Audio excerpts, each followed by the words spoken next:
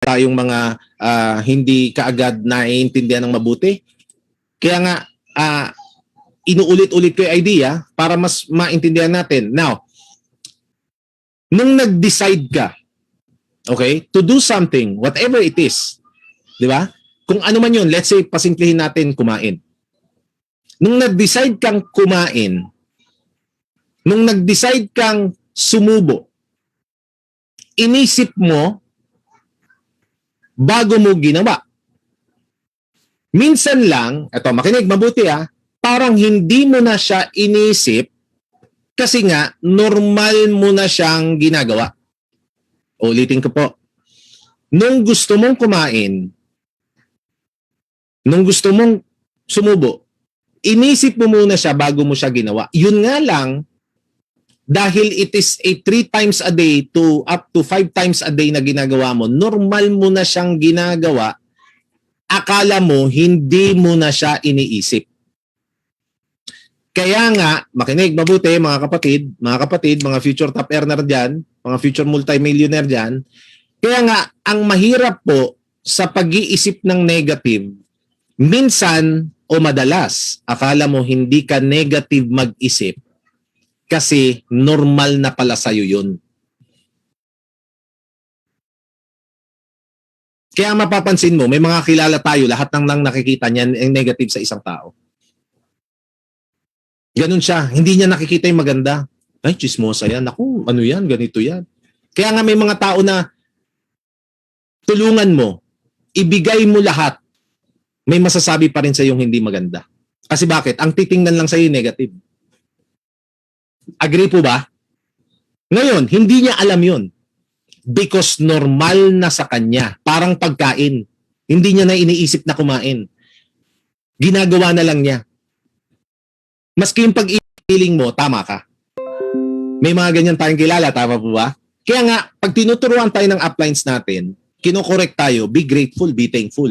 Kasi baka hindi natin napapansin na ganun tayo. Baka hindi natin napapansin na may pagkukulang nga tayo. Concern lang naman siya sa future mo, sa business natin. Kaya pansin mo, meron mga tao na lagi na lang ang nakikita yung body ni, kumbaga ang tingin niya sa baso laging half, alimbawa may baso na ang laman ng tubig ay kalahati. Ang tingin niya diyon half empty. Pero ang positive na tao, ang tingin doon half full. Pag umulan, yung mga negative mag-isip, ay naku naman, anong ba yan? Umulan, nakakainis. Pero yung mga positive, uy, sarap, umulan, presko. Tama ba? Agree po ba? Na-delay tayo kanina dahil nag-brown out sa maraming parte ng na lugar. Kung ikaw yung tipo na, ay ano ba yan? Delayed naman, nakakainis, tagal-tagal naman. Medyo check natin yung sarili natin. Di ba? Pero kung ikaw yung tipo na, okay coach, okay lang, antay lang po kami, ready. Actually, may mga nag-message sa akin ready lang po kami Talagang nakaset na kami today. Di ba? Sila Pao. So, yun yung sinasabi ko. Yung tinitingnan mo palagi, yung brighter side nung nangyayari. Na-reject ka. Di ba? Ay, ano ba yan? Ang hirap. Pero pag positive ka mag-isip, matik na, uy, paano kaya ako na-reject doon? May kulang ata akong sinabi May mali ata akong sinabi Coach, turuan mo nga ako parang mali yung positive pa rin yung reaction. Kasi nga, yun nga mahirap. Everything starts with the way you think. And it becomes so normal na hindi mo siya napapansin. Again, uulitin ko, may mga ginagawa ka sa everyday na hindi mo na napapansin na ginagawa mo. Kung may anak ka, kung mahilig ka yumakap at humalik at mag-kiss sa anak mo, hindi mo na siya iniisip Normal mo na siyang ginagawa. Naintindihan mo? At ang pagiging positive, ganun din. At ang pagiging negative, ganun. Naintindihan po ba? Na-absorb na? Medyo diniscuss ko na. Now, let's set your mind again. Winners have different sets of rules and beliefs. Iba po ang rules ng winners and losers. Iba po. Ang winners, iba ang batas sa sarili, iba ang pinaniniwalaan, iba ang sinusundan, iba ang disiplina, iba ang commitment, iba po talaga. Hindi po nangyari na ang winner and loser have the same set of rules. Sample, ang winner, di bali ng madapa ng 100 times, babangon yan 200 times. Ang loser, may laging limit. Pag ito, last na to, hindi na, kung hindi, wala na. Pag ito hindi pa, hindi talaga para sa akin tong negosyo na to. May ganun eh, diba? Tama ba? May ganun. Diba? Lagi na lang hindi, ito talaga, wala na. Tingin ko kailangan ko na ng sign. Sign na to. Yung best friend ko di sumali. Ang dami ng reject. Diba may ganun eh. So anong point ko, kapatid? Iba ang rules ng winner sa loser. Naintindihan niyo po ba? Nasiset niyo? Kaya nga ang loser, ang mindset niyan, di, swerte siya eh. Di, kasi siya maraming kakilala. Siya kasi may tinapos. Siya kasi may resulta na. Siya kasi may cheque. Siya kasi mabilis mag-aral. Ako kasi hindi nakatapos eh. Ako kasi squatter lang eh. Ako kasi karpintero lang eh. Ako kasi construction worker lang eh. Ano talaga ako, emotional talaga ako eh. Bakit ba ha? Bakit ba? Talagang siga ako eh. Bakit ba? Matanda na ako eh. Bakit ba? Diba may ganun eh. Laging may limit. At nang nagsiset ng limit sino? Hindi naman yung nothing in their circumstance sets the limits for them. It is them that set the limit. Pero ang winner, ginagamit pa nga niya yung sitwasyon niya as his propellant. Yun pa yung ginagamit niya para maka-take off siya. Pansin mo sa uno na lang. Dati po akong ganito. 'Di ba? Dati akong ganito. Pero ngayon, ito na po kinikita ko. Pansin nyo, ginagamit niya yung nakaraan niya, ginagamit niya yung kakulangan niya, ginagamit niya yung kahinaan niya as his or her lakas. Kaya nga iba ang batas talaga, iba ang paniniwala ng winners and losers. Again, doon na lang ito pinakasimple. Ang winner, naku, kahit tumanda na ako dito sa uno, alam ko, tatamaan ko rin yan. Alam ko magiging successful din ako dyan. Basta hindi lang ako mag-quit. Ganun yung mindset ng winner eh. Again, pag loser, hindi, lang. Depende. Busy rin kasi ako eh. Pero, pag mga 2 months, wala talaga. Baka pwedeng bawiin ko na lang yung snap ko. Di ba? Lagi may limit eh. Di ba? Maski sa relationship, nilalagay niya ng limit yan. Ito, pag hindi pa to nag-reply, ayoko na. Salamat na lang sa lahat. Di ba? Tama po ba? So, may mga tao tayong kilalang ganyan. Pero, tandaan nyo kapatid, lahat na-adjust. Lahat yan pwede pa magbago. Yun yung exciting. Now, moving forward tayo. Nagwa-warm up pa lang tayo mga kapatid. Sorry. Old ideas and principles does not apply today. Ito simple lang to, lagi ko naman to nadidiscuss na. Gusto ko lang daanan po ulit sa inyo ngayon. Ang cellphone po nag-upgrade. Kailangan ang mindset natin nag-upgrade din. Tao tayo. Kailangan nga mas mabilis tayo mag-upgrade. Di ba? Sabi dati, pag maikli ang kumot, matutong mamaluktot. Ano ngayon? 2021 na. Pag maikli ang kumot, di ba? Maghanap ka ng diskarte, maghanap buhay ka, tapos bumili ka sa Shopee. Di ba? Mag-Shopee ka, mag-Lazada ka. Tama ba? Pag walang makain, maghigpit ng sinturon. Sinaunang kasabihan. Ngayon sa panahon ngayon, hindi na po apply. Hindi pa na po mag-apply. Mercy is for the weak sa panahon ngayon. Pag mahina ka, kakainin ka ng sistema, ng society. Lugmok ka sa gilid. At lagi ko sinasabi, napatunayan naman yan. Kahit sinong presidente pa dumaan, hindi kaya yaman. Because yung internal economy mo, ang kailangan mong kontrolin, hindi yung outside economy. Hindi mo makokontrol yung outside economy sa totoo lang. Ano yung outside ekonomiya ng Pilipinas, ekonomiya ng mundo, hindi mo kayang kontrolin yan. Unang-una, isang tao ka lang. Tama? Kahit nagbabayad ka ng 1 million a month, it does not even affect the economy. Kahit nga mag 10 million a month ka na tax, it does not affect the economy. So, how will you be able to control your life kung lagi lang tayo, nako, ito na iboboto ko. Ito na talaga. 'Di ba? Kasi yung gobyerno, hindi kami na bakunahan, hindi kami nabigyan ng ayuda, hindi kami na, 'di ba? That will never. Modern times na po, harapin natin yung katotohanan. Yung old ideas and principle hindi na nag-a-apply ngayon. Karamihan po. 'Di ba? Again, walang makain, maghigpit ng sinturon, dati 'yun. Di ba? Ngayon, walang makain, simple lang. Di ba? Maghanap buhay ka.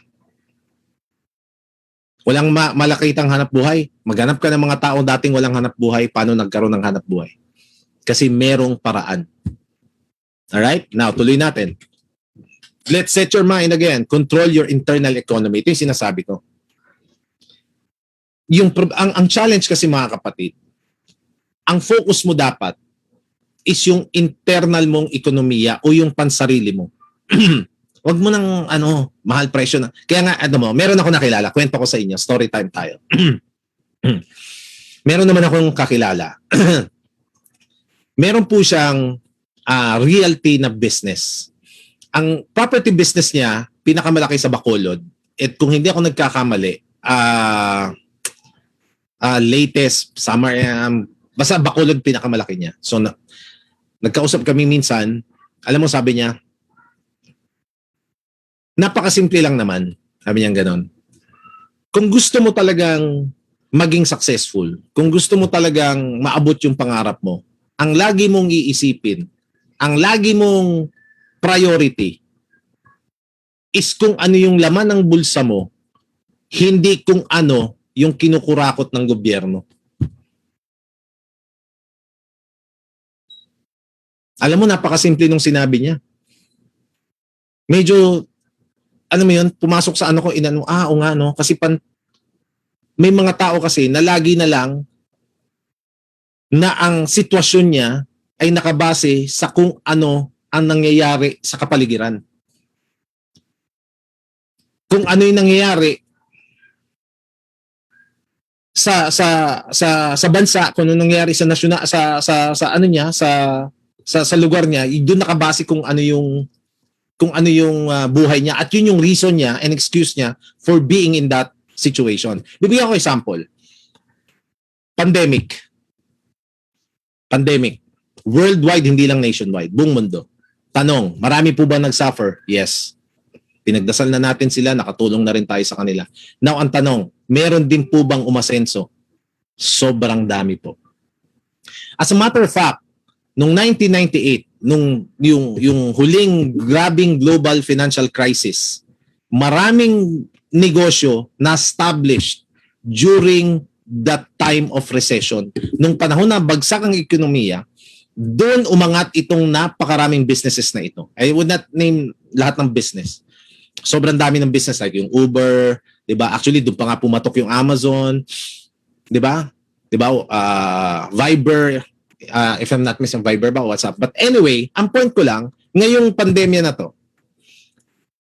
marami rin po bang umasenso? Sobra po. Sobra.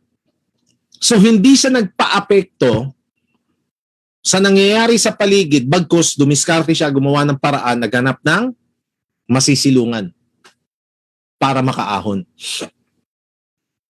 Nangyari ba sa negosyo natin, sa sistema natin? Yes, sobra. Grabe, nakita nyo naman kung ilang percent ang increase ng kinita ng mga members. Naintindihan nyo? So, katulad nito, mag-e-election na naman. Marami na naman nating mga kababayan, di ba? Na asang-asa, na kung sino man yung maiboto, it's either pupurihin o sisisihin na naman. Now, kung ikaw ay nasa tamang mindset, ang concern mo lang palagi ay yung internal economy mo. Because again, it does not affect kung ano yung buhay mo. 101% na patunayan na natin yan. Alright? Now, let's use the science of mindset. Ito yung ginagamit ng NASA para kumuha ng engineers and astronauts. Kasi, kanina pa ako nagdi-discuss ng about mindset. Siyempre, baka meron sa inyo dyan, hindi ko alam, baka, siyempre, may nakasanayan ka ng mindset. May pinaniniwalaan ka na, may principles ka na. Baka yung iba kong sinabi o yung ibang itinuro na sa'yo ng uplines, coaches, mentors mo, medyo kontra sa set of beliefs mo and attitude. Now, ang gagamitin ko ngayon, yung isang bagay na hindi na kayang kontrahin ng kahit na sino. Na hindi na kayang, hindi na pwedeng hindi mo paniwalaan kasi science na po ito. Ibig sabihin, ito na yung neurological pattern mo. Ito na yung takbo talaga ng brain mo, ng brain cells mo. Gamitin natin yung science, yung scientifico para mapatunayan sa iyo na pwede mo talagang ma-master ang mindset para magamit mo to be very successful. And that is very exciting. Excited na ba kayo? Science na po ito. Hindi na mo na pwedeng kontrahin to. Hindi ka na pwedeng magdalawang isip pa rito. Hindi mo na pwedeng naku, baka hindi totoo to, baka science na po ito. At again, ito ginagamit ng NASA para kumuha ng engineers, astronaut. Actually, ito ginagamit ng mga big time na mga negosyo. Pag sinabi kong big time, ito yung mga multi-billion companies. Paano sila nag-hire ng kanilang mga executives? Paano sila kumukuha ng kanilang mga CEOs, COOs? And this is the science behind it. Para maintindihan nyo na ang mindset talagang namamaster po yan. May dalawang klase ng mindset. Yung una is what we call the growth mindset. Ito yung klase ng mindset na naniniwala na lahat ng husay at talino ay napag-aaralan. Tandaan nyo po yan, ha? Dalawang klase ng mindset. Number one is the growth mindset. Okay, doon sa kaka-tune in lang, again, hindi na to kayang kontrahin. Kasi bakit? This is science already. Mapapatunayan sa iyo ngayon na kaya mong ma-master yung mindset mo para magamit mo to be very successful. Let us use science. Pag sinabing sa ito, pinag-aralan na po ito. 'Di ba? Ng many years ng mga dalubhasa para lang maintindihan nila bakit may mga tao talaga na kayang ma-master yung mindset. Bakit kaya ng kahit na sino ng kahit na sino. So ano ang growth mindset? Ito yung klase ng mindset na naniniwala na lahat ng husay at talino ay napag-aaralan. So meron siyang paniniwala, okay, na yung mindset na to, ay, kaya ko rin yan. Magagawa ko rin yan. Kaya nga may mga tao na yearly, ang goal niya, meron siyang dinadagdag na skills and knowledge sa sarili niya. Ngayon, ina-apply ko sa anak ko. Every year, meron akong dinadagdag na skills sa kanya. This year, ang dinagdag ko, nadaging 2 nga po. Digital, sketching, yung pagdodrawing digitally, hopefully magamit ko as an NFT in the future, ngayon namin, and gitara. Kasi ang goal ko sa kanya, every day, at least minimum isa, meron siyang bagong skills na matututunan. Right? Last year, actually, nagsimula siya ng computer coding, pero tinigil ko muna kasi masyadong maaga pa para sa kanya. Pero meron kasing computer coding for kids. So, yun ang goal ko sa kanya every day. Alam mo, sa totoo lang, nagugulat ako. 3 days pa lang hawak ang gitara, may buo ng kanta. Meron akong kakilala, kung ako nagkakamali, 57 years old, something. Nagsimula mag-aral, mag-chess. Dati siyang mason. Nagcha-champion pa dito sa lugar namin. Ang chess dapat yan, at least, di ba? 5 years, 10 years para maging malupit ka dyan. So, kaya ako naniniwala talaga sa growth mindset na anything of everything kaya mong matutunan, kaya mong aralin, kaya mong ma-master. Sa negosyo natin, marami bang leaders na growth mindset? Yes, yung upline mo, growth mindset yan. Sure, 101%. Anong kinalaman ng background niya sa negosyo natin ngayon? Bakit siya successful? Bakit ikaw mismo? Di ba? Bakit ka kumikita? Kasi bakit? Meron kang growth mindset. Naniniwala ka lahat ng bagay kayang aralin. Naniniwala ka lahat ng bagay pwedeng matutunan. Naintindihan niyo po ba? So, ano yung opposite ng growth mindset? Ito yung iiwasan natin. Merong fixed mindset. Ingat din tayo, baka hindi natin alam, baka ganito tayo. Kasi ang fixed mindset, kahit tinuturuan mo yan, fixed nga yung mindset niya. Hindi na niya ina-absorb, hindi na nag-a-adjust. Ang klase ng mindset na naniniwala din na lahat ng husay at talino ay inborn. Hindi, pinanganak na siyang ganyan. May vitamins kasi sila nung bata kulay. Lang iniinom namin. Ganun. Victim attitude po ito. Hindi ko kaya yan kasi yun yung fixed mindset. na hindi na niya kayang mag-aral ng violin, na hindi na niya kayang maging leader. 'Di ba? Na hindi na kanya kayang maging isang magaling na mathematician. Kasi hindi talaga eh. Hindi na, wala talaga eh. Hindi nga, 3 nga lang English na alam ko eh. Wala nga akong kakilala eh. Tsaka hindi ko, kaya nga doon lumalabas yung katagana, hindi ko linya yan. Hindi ko linya yan eh. Hindi kasi ikaw matagal ka na eh. Kasi ikaw may income ka na eh. May mga ganun eh. Iyon yung tinatawag na fixed mindset. Pero according to science, hindi na pwedeng kontrahin to. Hindi mo na pwedeng sabihin na hindi totoo yan.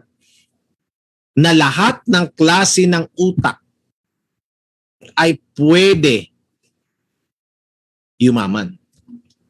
Kaya nga yan, maganda, may nag-comment, sabi niya, nasa kapalaran daw, Diyos ko naman, Panginoon. Di ba? Kaya nga, di ba, kung nagbabasa kayo ng Bible, di ba, nakasulat naman sa Biblia, di ba, kung ano man religion mo, ginawa tayo para umasenso, para magkaroon ng masarap, magandang buhay, pero binigyan tayo ng free will para mag-decide kung tatanggapin natin yung mga opportunity o hahanapin yung opportunity. Ang fixed mindset, hanggang doon na lang siya. Hindi na siya mag-i-improve. Kaya yan, hindi yan sanay sa challenges. Kasi, hindi na, okay na ako. Masaya naman na importante, masaya. Importante magkakasama kami, magpamilya. Buti sana kung mabili ng pagkain ang I love you. Buti sana kung magamot yung anak sa pagyakap lang. Tama? Naintindihan po? So, yun yung fixed mindset. Now, mga kapatid, mga future top earner na nakukinig, ang growth mindset, balikan natin, naniniwala na ang intelligence and skills ay nade-develop basta gugustuhin lang talaga. Ulitin ko, ang talino at ang kakayanan, o in English, intelligence and skills ay nade-develop basta gugustuhin lang talaga. So, pag ginusto mo talaga, according to study, according to science, nade-develop siya.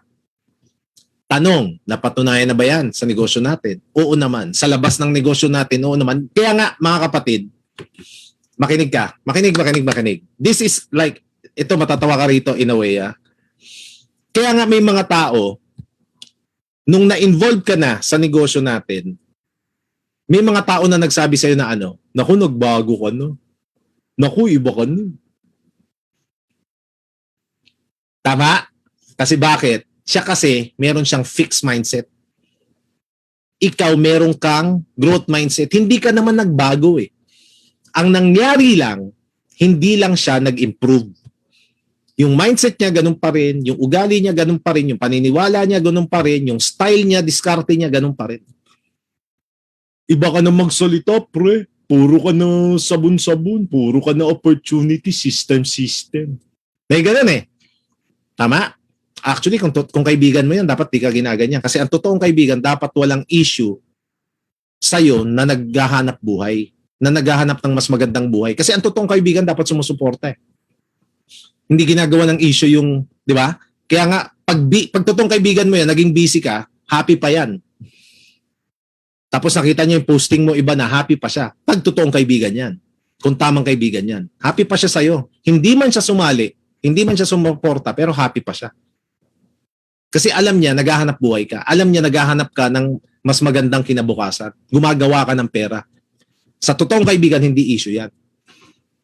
Pero pag yan ay may fixed mindset at medyo sinasabaw, naku, wala ka ng oras sa tropa, pero hindi ka na nakikisama, hindi ka na makakasama, wala ka na.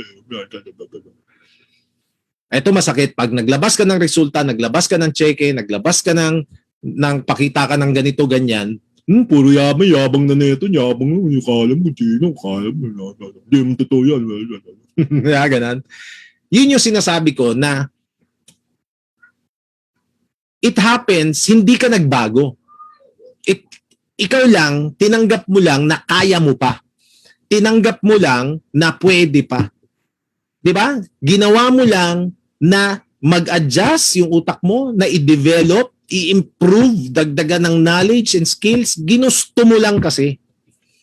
Actually, hindi ka nagbago. You are one and the same person. You are the same human freaking being. You have the same brain cells. You have the same physical attributes. It is just that, pinagana mo lang yung utak mo. Whereas, itong mga nagda-down sa'yo, fixed mindset na yan. Dati, ganyan lang tayo eh. Emperador lang, masaya na. Eh, ikaw kasi nagba-black label ka na. Dahil may pambili ka na o napapainom ka ng upline mo ng black, di ba? Nagka-samjupsal ka na. Di ba? Kaya nga, tingnan nyo. Makinig ng mabuti po. Yung mga taxi driver, alam nyo ba? According to study, on the first 3 months na mag-taxi driver ka, Grab driver, unang 3 buwan, may nade-develop sa utak mo. Ano yon? Dumadami ang gray matter ng utak mo. Ano yung gray matter? Yun yung geographical part ng utak natin. Yan yung magaling sa geography na part ng utak natin. Doon sa mga doktor dyan, nurse, hindi ko lang maano masyado, pero nagde-develop ng gray matter sa utak ng taxi driver para maging bihasa lalo sa mga kalsada. Kahit walang Waze. That's according to study, Alam nyo ba, ito pa, na ang karamihan ng mga piloto, hindi naman ibig sabihin yung mga yan lahat walang fear of heights. Marami nga dyan may fear of heights. Pero dahil sa practice, dahil ginusto, nag-adjust yung utak nila, may na-develop na yung heights para sa kanila ay baliwala na. Kaya nga sa negosyo natin, hindi mo papansin mo, after 2 months, 3 months, nag-iiba na ang pattern ng pag-iisip mo. You always look at the brighter side of things. Tiniting na excited ka sa training. Excited ka sa learnings. Di ba? Actually, natatawa ka nga pag may nagre-reject sa'yo. Di ba? Pag nahihirapan ka, lalo ka pang nanggigigil. Pag may nakikita, di ba? Pansin nyo naman, pag, di ba, nung nagsisimula, wala kang pakialam sa mga Facebook friends mo. Wala kang pakialam sa strangers. Pero ngayon, di ba? May makita ka lang na mag-hi sa'yo, tumingin sa'yo, yari na. May mag-add lang sa'yo, patay na, yari na. Kasi yun nga yun eh. Nagde-develop yung utak natin. That is again according to science. That is again according to study. Di ba? No, parang ganito. Ngayon may training tayo. Dati wala ka naman pakialam sa mga ganito eh. Hindi ka na, ba't ka manunood sa kalbong kamukha ni Boy Abunda? Di ba? Bakit ka makikinig dun sa upline mo na mas bata pa sa'yo? Bakit ka makikinig dyan sa coach mentor mo, di ba, na wala namang tinapos? Pero ngayon, ginagawa mo na. Kasi bakit? Nagkaroon ka na ng entrepreneurship mindset. Nagkaroon ka na ng success mindset. Now you are truly willing to learn, willing to listen. Naintindihan mo na dalawa ang tenga mo, isa ang bibig mo para mas maraming beses kang makinig kaysa magsalita. Naintindihan po ba? Ako sa totoo lang, bira lang naman talaga magsalita pag may training lang, pag may event lang, may meeting lang. So pagkatapos nito, buong araw na naman akong tahimik, nag-aaral, nakikinig, nag-YouTube, nag-Google, 'di ba? A-attend ng meeting, makikinig. Because importante magamit yung dalawang tenga. 'Di ba? Kaya nga lang, syempre, pagkakakilala sa akin ng mga tao, lagi ako nakikita, tuwing nakikita ko, nagsasalita. So, akala nila madaldal, sobrang ingay. Hindi po eh. Sa totoo lang, kung may 24 hours in a day, baka swerte na yung 1 oras lang ako nagsasalita doon, 2 oras. Not unless na merong training. Not unless na merong meeting, merong event. Naintindihan niyo po yung growth mindset. Now, it's not magic, tandaan niyo po. Kailangan mo pag-aralan at alamin ng mabuti. Ulitin ko. Kayo po na nagkakaroon na ng growth mindset, meron ka ng growth mindset, hindi siya in-snap. Tama pa? Sa umpisa may resistance. Sa umpisa may kontra. Sa umpisa may adjustment talaga. May sacrifice talaga. Parang minsan nga may makikirinig ka na parang hindi naman ganun eh. Parang ang bigat naman nun. Parang ang sakit naman nun. Parang ang hirap nun ah. Parang grabe naman yung gagawin. Ganun talaga sa simula. Ganun talaga sa simula.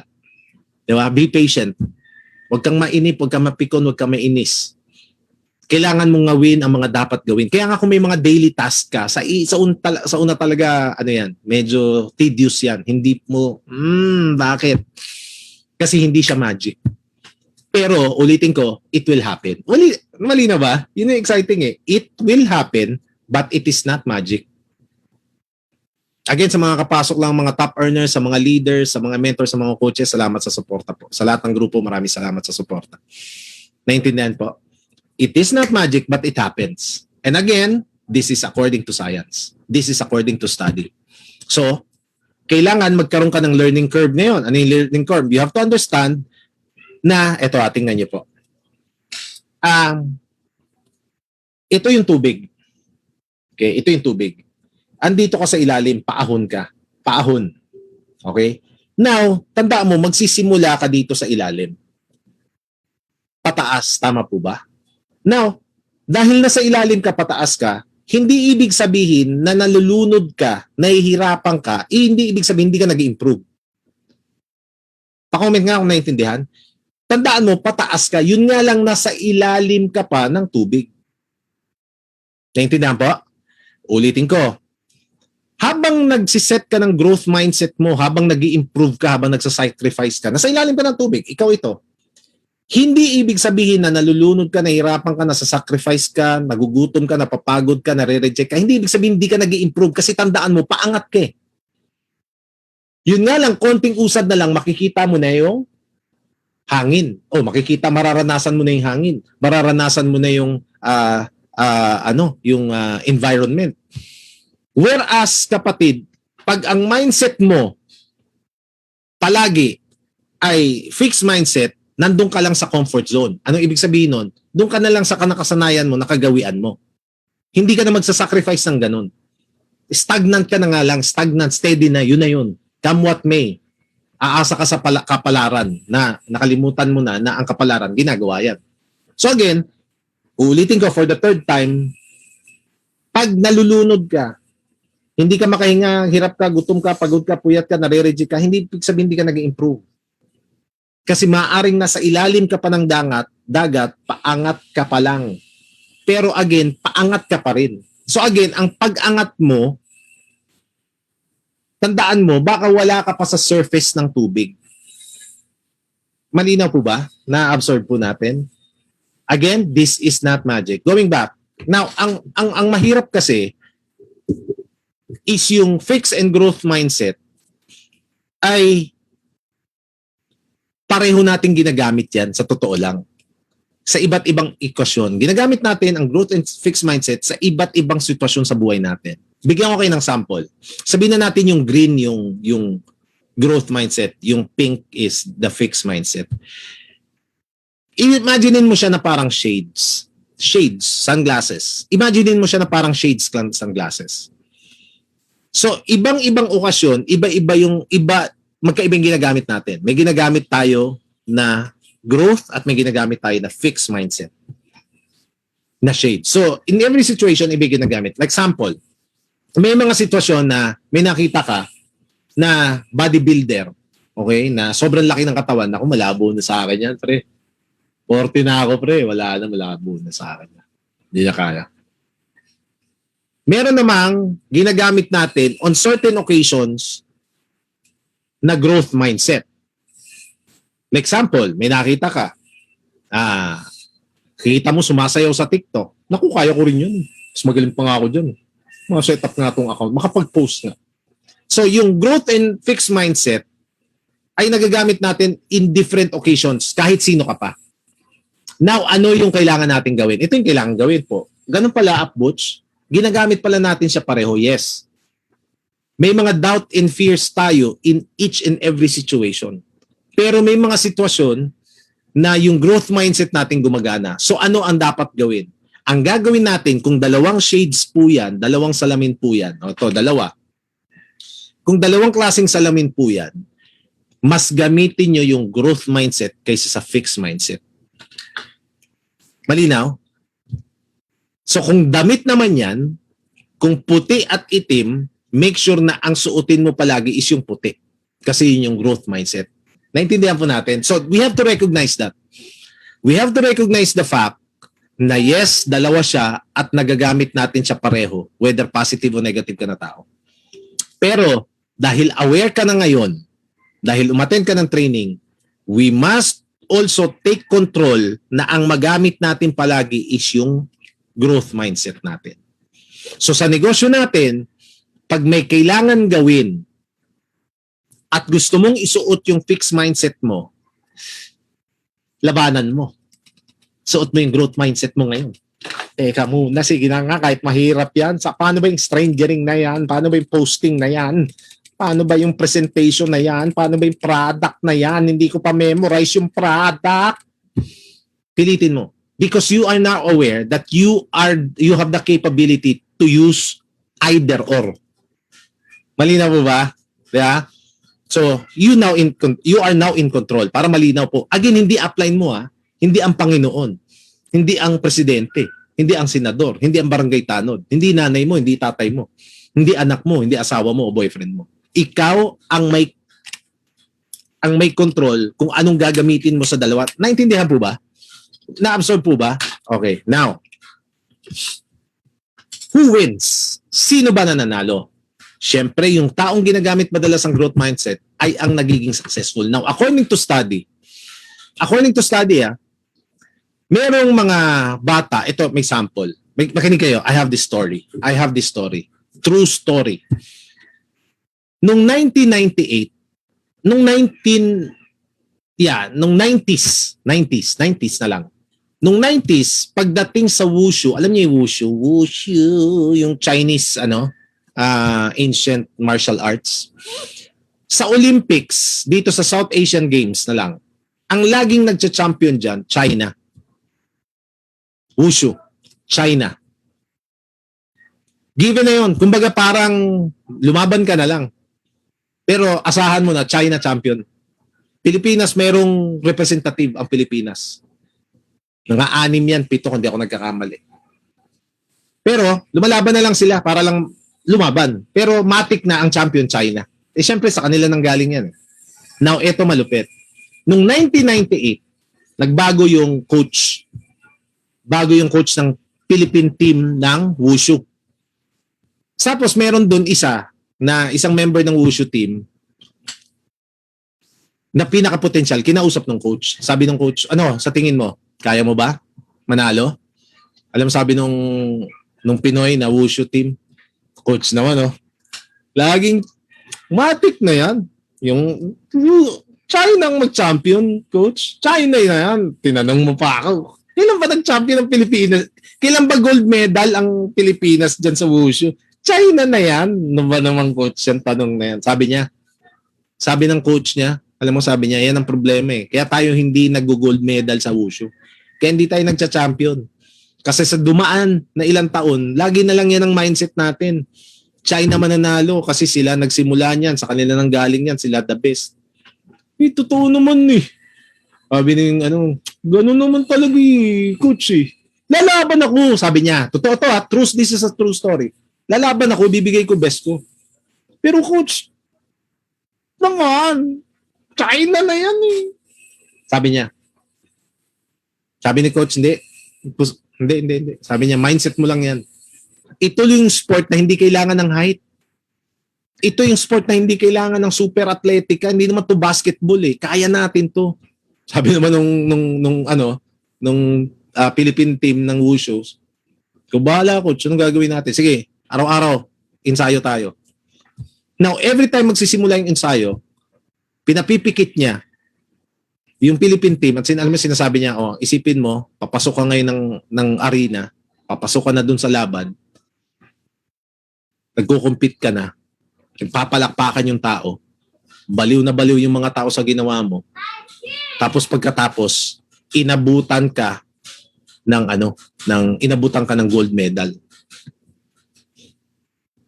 Everyday yun ang mindset sa kanya. Iba din yun yung mind conditioning niya. Everyday. Alam mo nangyari? Nung araw ng competition,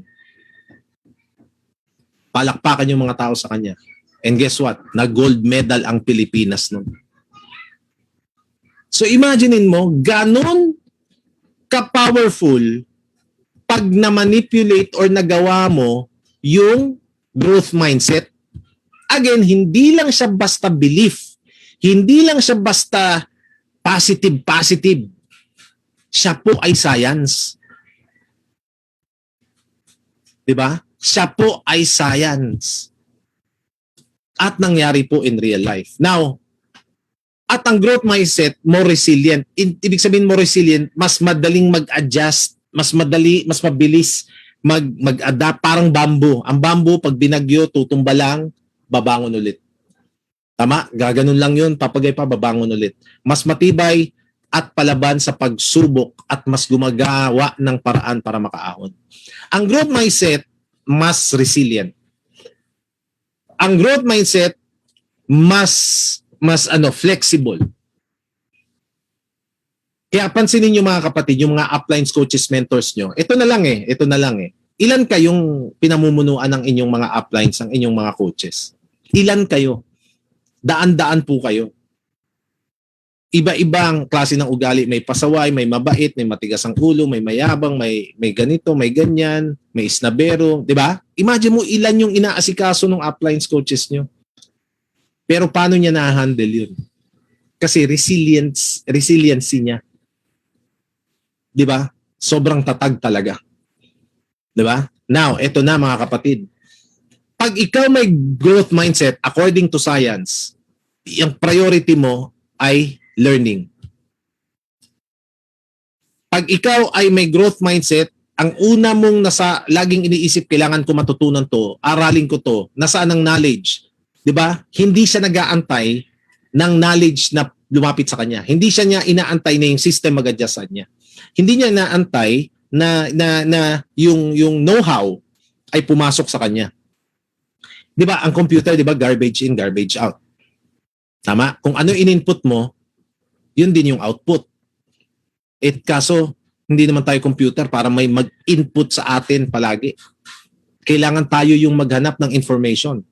Kaya nga, pag sinabing pina-priority mo yung pag-aaral at kaalaman, iisa lang ibig sabihin yan.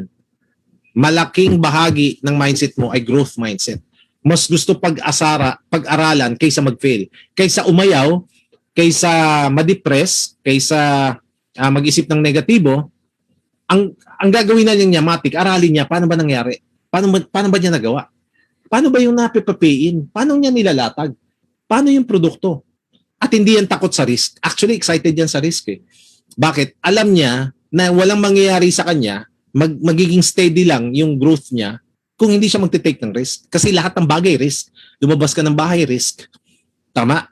Matulog ka, risk. Di ba? Kumain ka, risk. Mag-aral ka, risk. Kasi mas gusto niya mag-improve kaysa maging stagnant. Yun yung growth mindset. Ang fixed mindset, people are those that does not like challenges. Ayaw nila talaga ng challenges. Sa totoo lang. Hindi, wag naman. Hindi ko sanay. Ayaw ko dyan. Naniniwala na ang talento at talino ay fixed na. Naiinis pa pag may bagay na hindi kaya. Naiinis yan, nayayamot yan. Nabubugnot yan, high blood yan. Pag hindi komportable yung sitwasyon. Di ba? Kaya nga ngayong training na to magkakasubukan eh. Tingnan natin kung sino sa inyo yung matatapos talaga to. Di ba? Kung sino sa inyo talaga yung magfo-focus. Kasi yung iba bugnutin eh. Ganun eh. Ang haba naman, dami. Sinabi na kanina, inuulit na naman. Ano ba yun? Ganun eh. Di ba?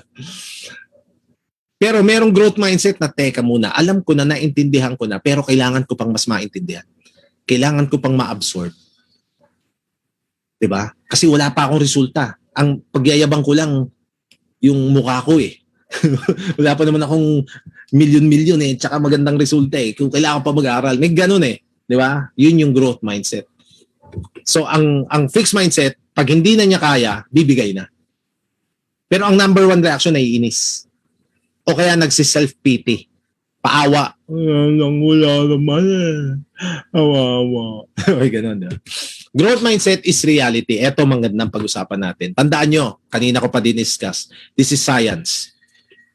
This is your neurological makeup. Ito ay katotohanan. This is reality. Hindi to hindi to kwentong bulahaw lang, hindi to kwentong barbero. Tandaan mo, pinag-uusapan natin science ngayon. Hindi mo na pwedeng kontrahin.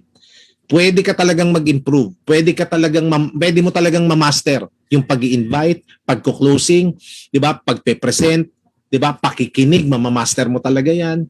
'Di ba? Pagiging speaker, pagiging trainer, pagiging leader, reality mo 'yan. Ang isip, ang katawan ng tao ay kayang matuto hanggang sa tayo ay mamatay. That is according to science. That is according to neuroscience. Ulitin ko. Ang isip at katawan ng tao ay kayang matuto hanggang sa tayo ay mamatay. That's why life is a never-ending learning process. Sino may sabi? Si Confucius? Sinong may sabi nito? Si Barack Obama? Hindi po. Ang may sabi nito, science, inaral, kahit sino ka pa.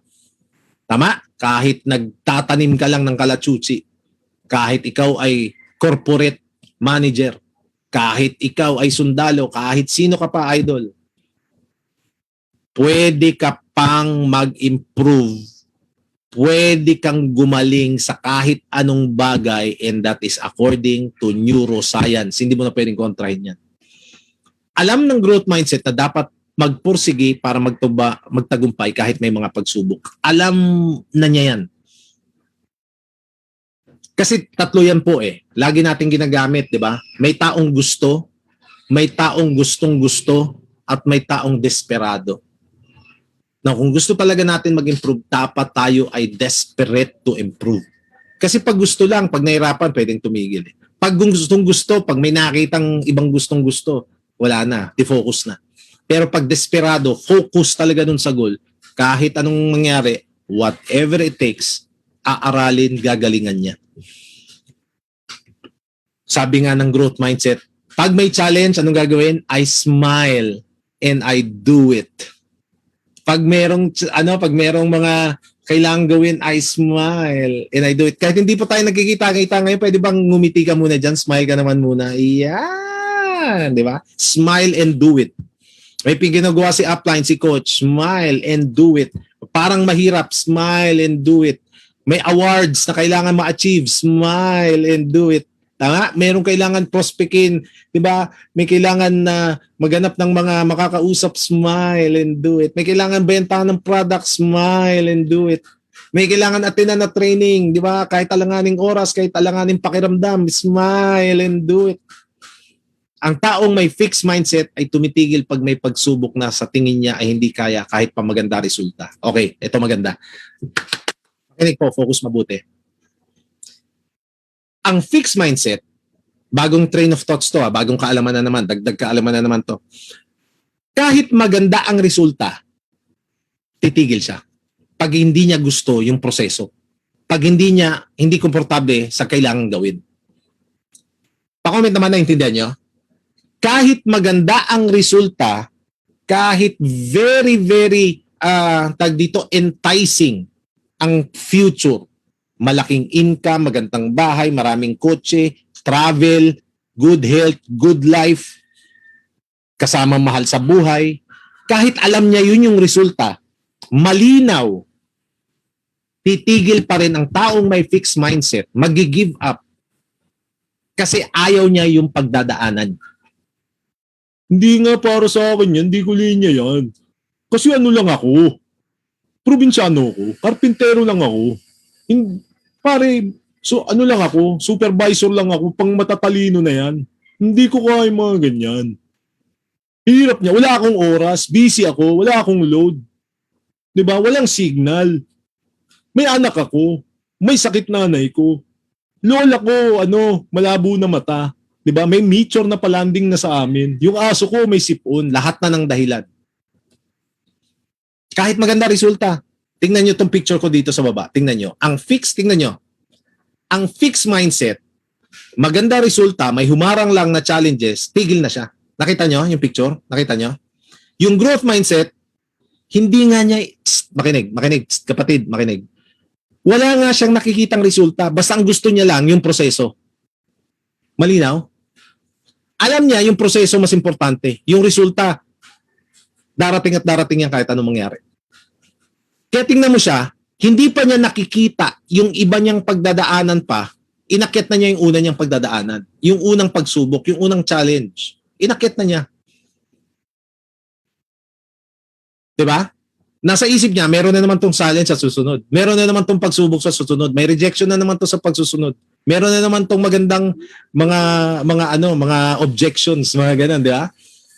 Tutuloy siya yung growth. Yung fixed mindset, ang nasa utak niyan, kumita ka agad, magkaresulta ka agad, umasenso ka agad, sumikat ka agad, 'Di ba? Maging kilala ka agad, 'di ba? Maging famous ka agad, magkaroon ng awards ka agad, magkaroon ng cheque ka agad. Pero pagdating nung pagsubok, ayaw na. Kaya nga kapatid, 'yun ang mahirap pag may fixed mindset. 'Di ba? Pero again, kayang ma-improve. Kahit may fixed mindset ka ngayon, ma-improve 'yan. Titigil yan kahit maganda rin. Ito tanong, sa uno ba nangyayari? Yes, sa uno nangyayari. Sa uno nangyayari. Pansin nyo? Ilan ng testimonials, ilan ng sizzle, ilan ng cheque pinakita, ilan ng magandang bahay pinakita, ilan ng magandang resulta ng products natin ang pinakita. Pero ang dami pa rin may doubt and fear. Ang dami pa rin may takot at may duda. Ang dami pa rin hindi naniniwala. Kasali na. Imagine mo kasali na may duda pa. Pinakita mo na kahit sino kaya. Pero nagdududa pa rin. Hindi kaya magantay ng 2 years, 3 years, 5 years. Hindi niya kaya yung ganun. Gusto niya next week na. Gusto niya next month na. Gusto niya next 3 months na. Diba? Maghahanap ng shortcut, in short. Naintindihan nyo? Kaya nga, itong sinasabi ko sa inyo, hindi to simpleng paniniwala lang. Science po ito. Napatunayan na, napag-aralan na ng mga siyentipiko, ng mga matitinding tao. Ayos ba? May natututunan kayo? Di ba? Grabe, di ba? Smile and do it. Sabi nga, ang taong may growth mindset ay tutuloy kahit may pagsubok na mahirap at naiisip na niya na madami pang pagsubok na parating. Yun yung sinasabi ko kanina. Kahit alam na niya, may mga series of rejection, may mga challenges, di ba? Pero alam ko, gagaling din ako, dadami paying ko. Alam ko yan. Pero hindi muna importante sa akin yan. Ang importante sa akin, matuto muna ako. Learn before I earn. Kailangan muna gumaling. Kailangan muna ma-practice ko. Kailangan muna matry ko ng matry. Kailangan gumaling ako by practice. Kailangan I'll take action. Yun muna ako. Okay.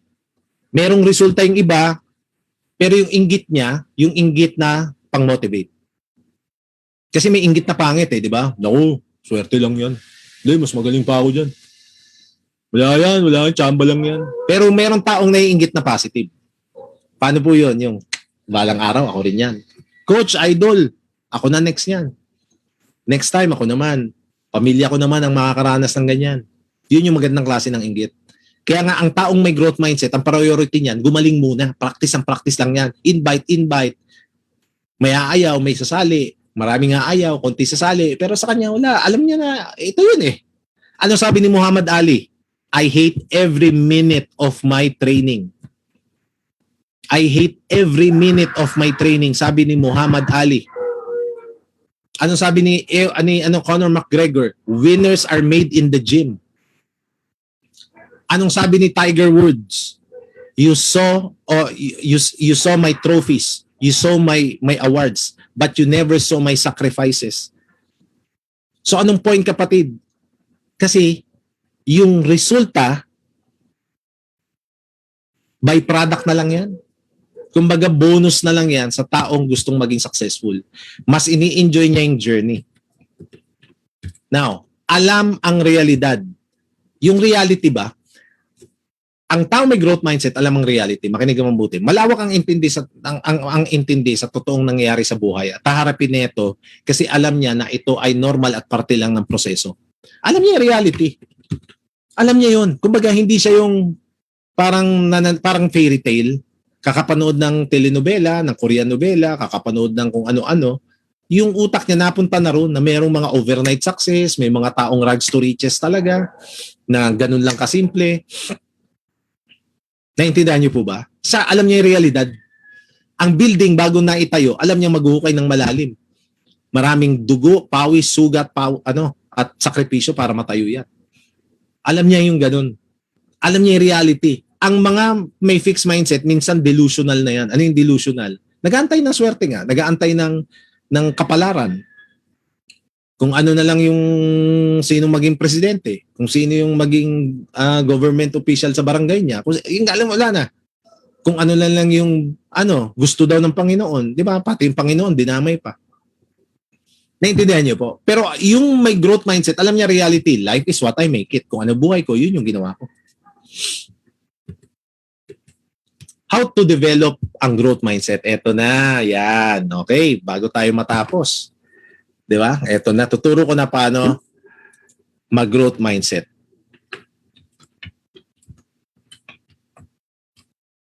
Wait lang ha, replyan ko lang si Dayan Medina.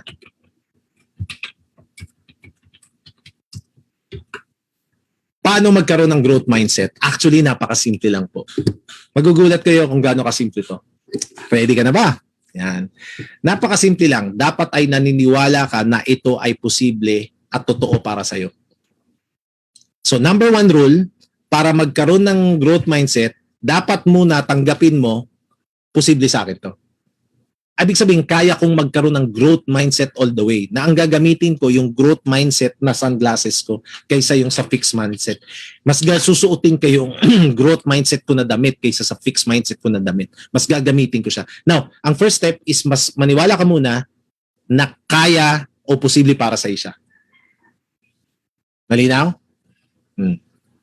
Pwedeng matuto na bagong kaalaman at kakayanan. Dapat muna tanggapin mo yun. Oo nga, no? Science na yan, di ko na pwedeng kontrahin yan. Ginagamit ng NASA para kumuha ng astronaut at engineers. Ginagamit ng mga multi-billion companies para kumuha ng mga top executives nila. Yung pala ginagamit. Yung growth mindset at fixed mindset. Yung pala ang qualification na hinahanap nila sa tao. Yung pala ang qualification para maging astronaut ka. Yung pala qualification para maging scientist ka. Yung pala qualification para maging top executive ka na ginagamit na itong mga tao na to. Now, naintindihan mo na siya, tanggapin mo na okay, pwede pala akong magkaroon ng growth mindset. That's the first rule. Okay? Eto, second rule, kapatid. Ang second rule, wait lang is mag-focus ka sa proseso muna bago sa resulta. Malinaw? Mga future top earners and millionaires na nakikinig. Mag-focus ka muna sa proseso bago sa resulta. Enjoy the process, sabi nga nila. Masterin mo muna, di ba? By practice, attend, apply, attend, apply, attend, action, attend, action. Ganun muna. Di ba? Pag may kita, thank you. Pag wala, thank you pa rin. Pero kasi sa sistema ng grupo nyo, mabilis kumita Tama mali. Sa sistema ng grupo nyo, alam na nyo naman mabilis ang income Diba? Sa ganda ng products natin, sa ganda ng marketing plan, sa ganda ng compensation plan, sa ganda ng sistema, sa gagaling ng uplines and coaches natin. Alam natin na maganda resulta. Pero ikaw, ang focus mo yung proseso. Ang focus mo yung learnings. Ang focus mo mag-improve ka muna. Ang focus mo magkaroon ka muna ng growth mindset. Enjoy the journey, not the destination. Oo, nakaka-excite isipin yung destination. Nakaka-excite yung isipin na magkaroon ng bahay katulad ng mga uplines natin, ng coaches natin, o higit pa ng mga sasakyan nila, ng dami ng savings nila, ng mga travel nila. Oo, masarap isipin. Pero ang enjoyin mo muna is yung sitwasyon mo ngayon. Yan muna. Para magkaroon ka ng growth mindset.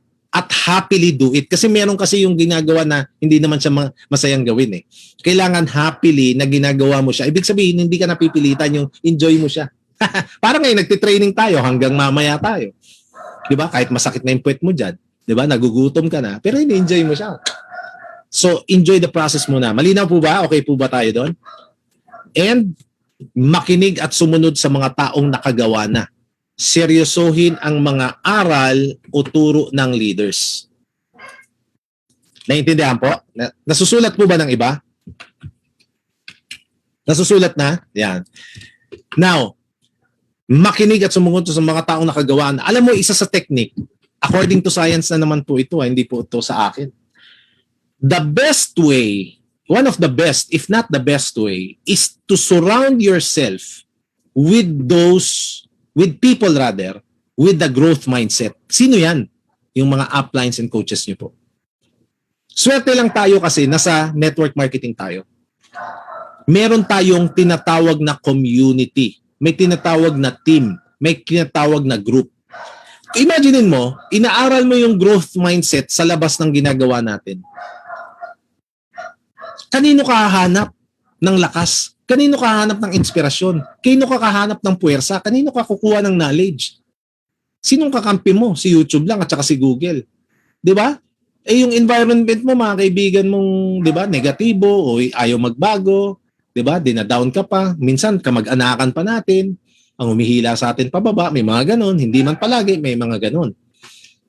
So swerte tayo kasi meron tayong grupo, meron tayong community na madaling maganap ng taong magi-influence sa growth mindset natin, na magdidilig, na magi-enhance, na magi-improve ng mindset natin. Yun nga lang ang swerte natin eh.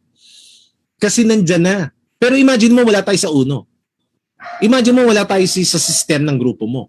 Saan ka kukuha, 'di ba, ng kaalaman, ng experience, ng influence? Kanino ka magpapa-influensya? Bad influence ngayon nakapalagid sa iyo kadalasan. 'Di ba? Nandun na lang siya sa buhay na ganun. Nananatili na lang siya sa ganung sitwasyon. Kaya nga seryosohin ang mga aral at turo ng mga leaders. Kasi sabi ng science, sabi ng neuroscience, one of the best way to have a growth mindset is to have a good circle of influence. You have to have mentors, coaches. Kailangan merong gagabay sa'yo. Kailangan merong magme-mentor sa'yo. Kailangan merong magtuturo sa'yo. Kaya nga ngayon, ano nangyayari sa atin ngayon? Hindi mo ba alam? Pinapalakas natin ang growth mindset mo ngayon. Ako sa sobrang lakas ng growth mindset ko, nakalbo na ako eh. 'Di ba? Yung mindset ko nag-grow, yung buhok ko nag-fix mindset. Tama ba? Oo. Pero ako, hindi pa po ako magaling. Hindi pa po ako master. Nag-aaral pa rin. Sabi ko nga sa inyo, kung 24 hours in a day, 1 hour, baka 1 hour lang ako nagsasalita eh. The rest, nag-aaral ako, nakikinig. I do not talk a lot. Pag may training lang, may meeting lang, may event. Pero kasi mas gusto ko mag-aral. Alam ng mga kaibigan ko yan sa Uno, ng mga top earners na iba. Alam yan, ng mga leaders ng Uno, yung kilala ko mismo, yung talagang naging body-body ko na sobrang dami ninyo, alam nyo ako. Kaya nga ang tawag natin nila sa akin, daming alam niya ni Kuya Galing, daming alam ni Butch, parang si Google 'yan. Kasi bakit? Ang mindset ko is mag-aral, matuto makinig. Kaya nga ako naniniwala yung co-host ko na artista, celebrity, si partner Dayan. Same thing with her. You see her nag-host sa TV, umaarte sa pelikula, umaarte sa TV, umaarte sa tag dito, umaarte tuloy, nag-host sa news, 'di ba? Napapansin niyo, lumalabas siya, nagsasalita. Pero ang intindi natin, madaldal siya. Pero sa totoo lang, pag nakita niyo si Dayan Medina, ako napapansin ko maski dati pa, pag dumadating yan every rehearsal namin, every event namin, like we are ahead ng 2 hours, 3 hours, may kita ko yan nag-aaral, binabasa script. Pag yan merong mga show, makikita mo yan, pinupost naman yan, nag-aaral siya, nagpe-prepare siya, nagdadasal siya. Kasi yun yung growth mindset. Mas piniprefer yung mag-aral, i-practice para mag-grow. Ang yung fixed mindset, hindi na. Komportable na siya sa kung anong meron siya, kung ano yung kakayanan niya, yun na lang siya. Stagnant na, wala ng growth. Naintindihan po mga kapatid? Kaya nga, I am very excited now that you have attended yung mindset mastery natin ng 2 parts. Kasi ito hindi na to, again ulitin ko po for the end time, hindi na to science na po to. This is neuroscience. Hindi mo na pwedeng kontrahin na may chance ka talaga ma-master yung growth mindset mo. Na kahit sino ka, the skills and the knowledge can be learned by practice, by attending, trainings like this, by listening to your uplines and coaches. Kaya nga, pwede ka talagang maging very successful because there's a lot of room for you to grow and learn. Now, kaya nga sabi ng science, kahit hanggang sa mamatay ka, pwede kang matuto ng kahit ano, basta ginusto natin. Right? And one of the last slides na, lumabas ka sa comfort zone mo, gawin mo yung nakaka-challenge o parang hindi mo kaya. Again, going back, sinabi ko na to kanina, if it's not comfortable para sa'yo, be more excited. Pag hindi ka parang, nakakailang, ang hirap, parang hindi ko nakasanayan to, ilagay mo yung sarili mo ron. Kaya nga sabi ko kanina, again, kung papunta ka sa success mo, imagine mo na sa ilalim ka ng tubig, paangat ka. So nandun ka pa ngayon sa hindi ka makahinga, lubog ka, hirap ka, pero hindi ibig sabihin hindi ka nag-i-improve. Nandun ka pa lang sa ilalim ng tubig, paangat ka pa rin. Pero nandun ka pa sa ilalim. So ibig sabihin, huwag mo isipin na stagnant ka. Basta nagtatry ka, nagpupush ka, paangat ka nun. Yun nga lang, nasa ilalim ka pa ng tubig. Kaya nga may mga hirap ka pa, may mga challenge ka. Yun yung sinasabi na ilagay mo yung sarili mo sa out of your comfort zone. Kasi walang growth pag komportable ka. Pag madali, alam mo sabi ko nga sa anak ko, ngayon sabi ko nga sa inyo, nag-aaral siya ng gitara ngayon, ng digital na drawing. Nahirapan siya. Sabi ko sa kanya, Heather, okay yan. Kasi pag nadadailaan ka, what makes it exciting? Nothing. We don't have anything to talk about. Because why? It's easy for you eh. What's fun in talking about something that you have easily done? Anong masaya sa pag-usapan yung isang bagay na madali mong gawin? Hindi ba mas magandang pag-usapan yung isang bagay na na-challenge ka tapos na-accomplish mo? Tama ba mga kauno? Tama ba mga kapatid? Di ba mas masarap na ma-reject ka, pagtawanan ka, mas masarap na dumaan ka sa mga sacrifices tapos naging successful ka? Mas masarap pag-usapan yun. Di ba? Yes, masarap, maraming pay-in, maraming sign-up, maraming benta, maraming pera. Yes, masarap.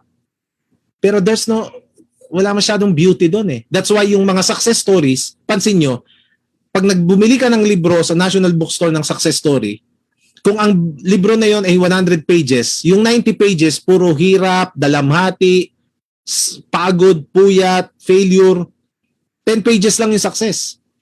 Kasi mas maraming lessons doon. Tama? Kaya nga pag nag-share yung mga successful na tao, sa bandang dulo lang merong ray of light. Meron lang, meron lang magagandang kwento sa dulo. Pero more than half ng kinikwento niya, puro bigati. Because we learn from the most uncomfortable situations in our life. Tama po ba? Kaya excited ako mag-share sa inyo si Dayan Medina kasi sabi ko nga sa inyo, maraming artista. Ako, ang tagal ko ng trabaho sa showbiz. Hindi, siyempre, artista, hindi pa pasa, di ba? Pero, di ba, alam nyo naman, di ba, lahat ng TV station dinaanan ko. Nagtrabaho ako sa TV, nagtrabaho ako sa movie, trabaho ako as, ang dami, sa news. Ang dami kong nakilala, na-meet na artista, pero hindi, iba po yung Dayan Medina, hindi sa binibuild up ko. Hindi lahat nakakapagpundar. Hindi lahat nagiging successful. So there must be something in her na paano niya napalaki, paano siya nagkaroon ng growth mindset. Bakit napakasinop niya? Why does she take herself higher than her limit? Di ba? Imagine mo na awardan pa best female host. Ang dami namang host sa Pilipinas, ang dami namang host sa mundo. Sa Pilipinas na lang pala, pero bakit nangyari? Yun nga, you have to have that growth mindset for you to accomplish the inevitable. Di ba? And last, mga kapatid, pag hindi ka lumabas sa comfort zone mo at hindi ka palaging challenge. Ano may challenge? Bisaya, lagi, oy, piste. Pag hindi ka nag-challenge, feeling mo okay ka na. Feeling mo magaling ka na. Feeling mo alam mo na. Kaya ako, mga kapatid, dati nung old normal, nababaliw ako pag may nakikita akong masipag sa office. Honestly. Pag yung alam ko araw-araw siya nasa office, kahit hindi pa siya kumikita ng malaki, kahit wala pang alam, nababaliw ako kasi alam ko, pinapalawak niya yung growth mindset niya. In-enhance yung growth mindset niya. Pero yung makikita mo na relax na, chill na, alam mo yung mindset nun, okay na siya eh. Alam niya, magaling na siya eh. Akala niya, alam na niya. Kaya may mga tao na pag umattend ng training, isang beses lang.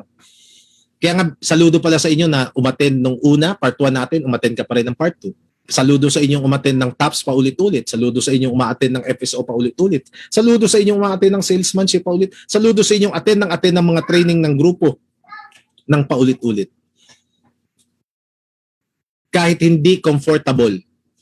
Kasi it takes our time, it takes also our money because we have to pay for the internet and the data. 'di ba? Nasa-sacrifice yung oras sa anak and what not. Pero still, ginagawa natin because we know in our most uncomfortable situation, that's where we learn a lot and grow. So, mga kauno, without further ado, kanina ko pa na-intro sa inyo, ang nag-iisa na partner ko, sa tingin ko hanggang sa pagtanda na namin talaga to. At ako naniniwala talaga ako sa skills and capability niya as a person. Hindi sa ako I'm already looking at her ever since na nakilala ko yan nung pag yung approach niya sa buhay at approach niya sa negosyo niya. Nakikita ko yung kung paano siya makakatulong sa atin ngayong training na to pagdating sa mindset dito sa ating training ng Mindset Mastery. So ladies and gentlemen, sa inyong 2,000 na nanonood sa atin ngayon, it's my privilege and really I'm very happy binigyan tayo ng oras. Di ba? Imagine mo, celebrity, binigyan tayo oras, oh. Miss Diane Medina Cruz Ilustre. Ang haba na. Palakpakan naman natin kung nasaan ka man. Hello, everybody! Hello. Add kita sa spotlight today. Ayan. Ayan. Hello mga kauno. Good afternoon po sa inyong lahat. Of course, I'd like to welcome you all here at our Mind Mastery, of course. Siyempre, care of Coach Butch Tan, si Up Butch. Hello, kamusta ka, Up Butch? Mabuti naman. Ikaw, kamusta ka? Di ka ba na-storbo namin? Nagsushoot ng Pampers. Ayaw nga. Oh, pero tapos na. At kaya naka-color ako ng Pampers. Nakatapos lang. Anong ginawa kay Joaquin? Kay Baby Joaquin. Nag-shoot kami for their campaign. Bagong project ng Pampers.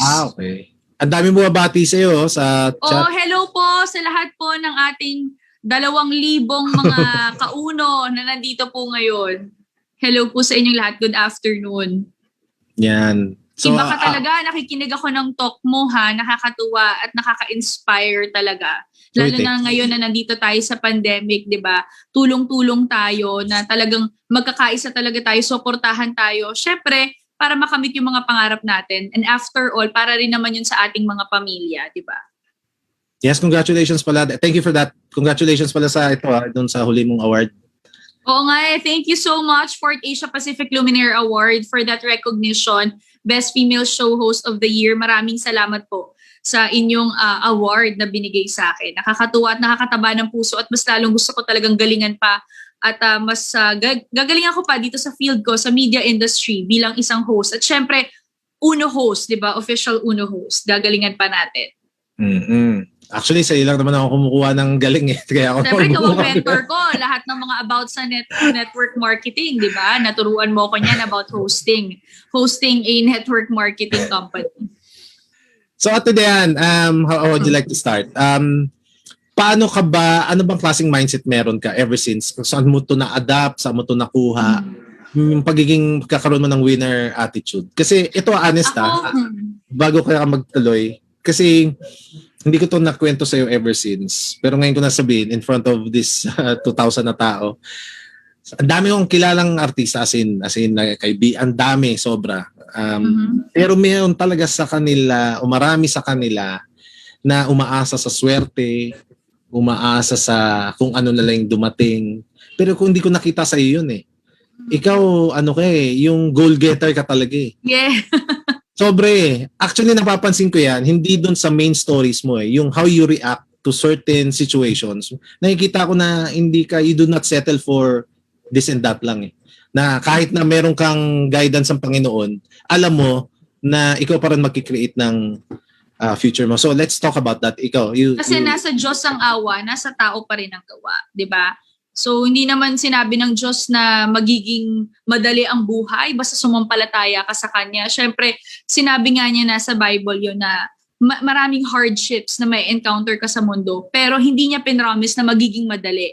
Pero pinromise niya that He would always be there for us no matter what. He would never abandon us because our Lord Jesus Christ is ever merciful.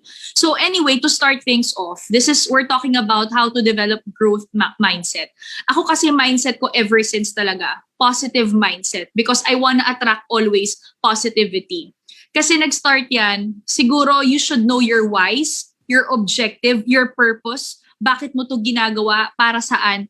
Sa akin kasi it all started with my experiences in life. I lost my mom at a very young age. My mom died of breast cancer as early as I am actually 24 years old. But the good thing there is nakapagtapos na ako mag-aral. Isa pa yan, bata pa lang ako, hinihingi ko na sa mommy ko na mag-artista ako. But my mom told me that I should finish my studies first kasi kailangan mo ng fallback. So ito, ikukwento ko lang briefly yung naging story ako as an artista.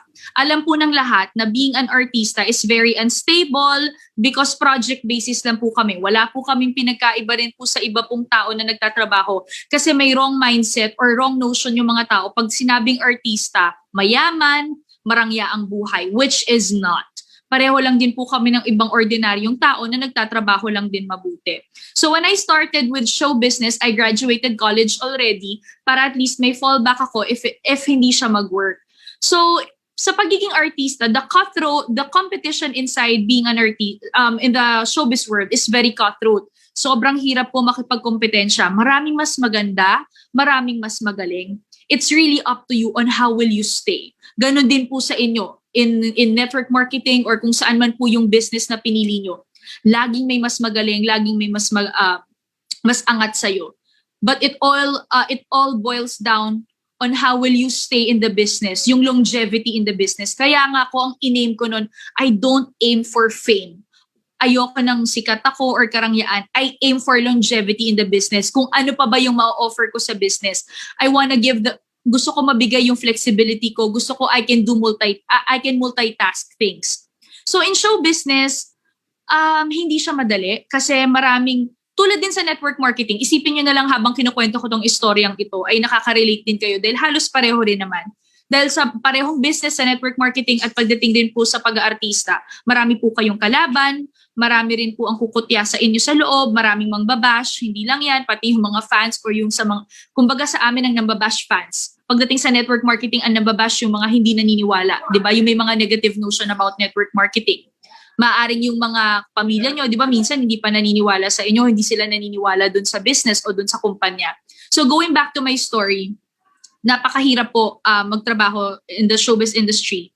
Kaya ang sabi ko noon, I will do my best in every job. Inisip ko, there are no small roles in show business. Lahat yan mahalaga, lahat yan ay blessing ng Panginoon. At dun ko na-realize that I should focus on my own blessing. Hindi ako pwede mainggit sa ibang tao because it would just eat me up.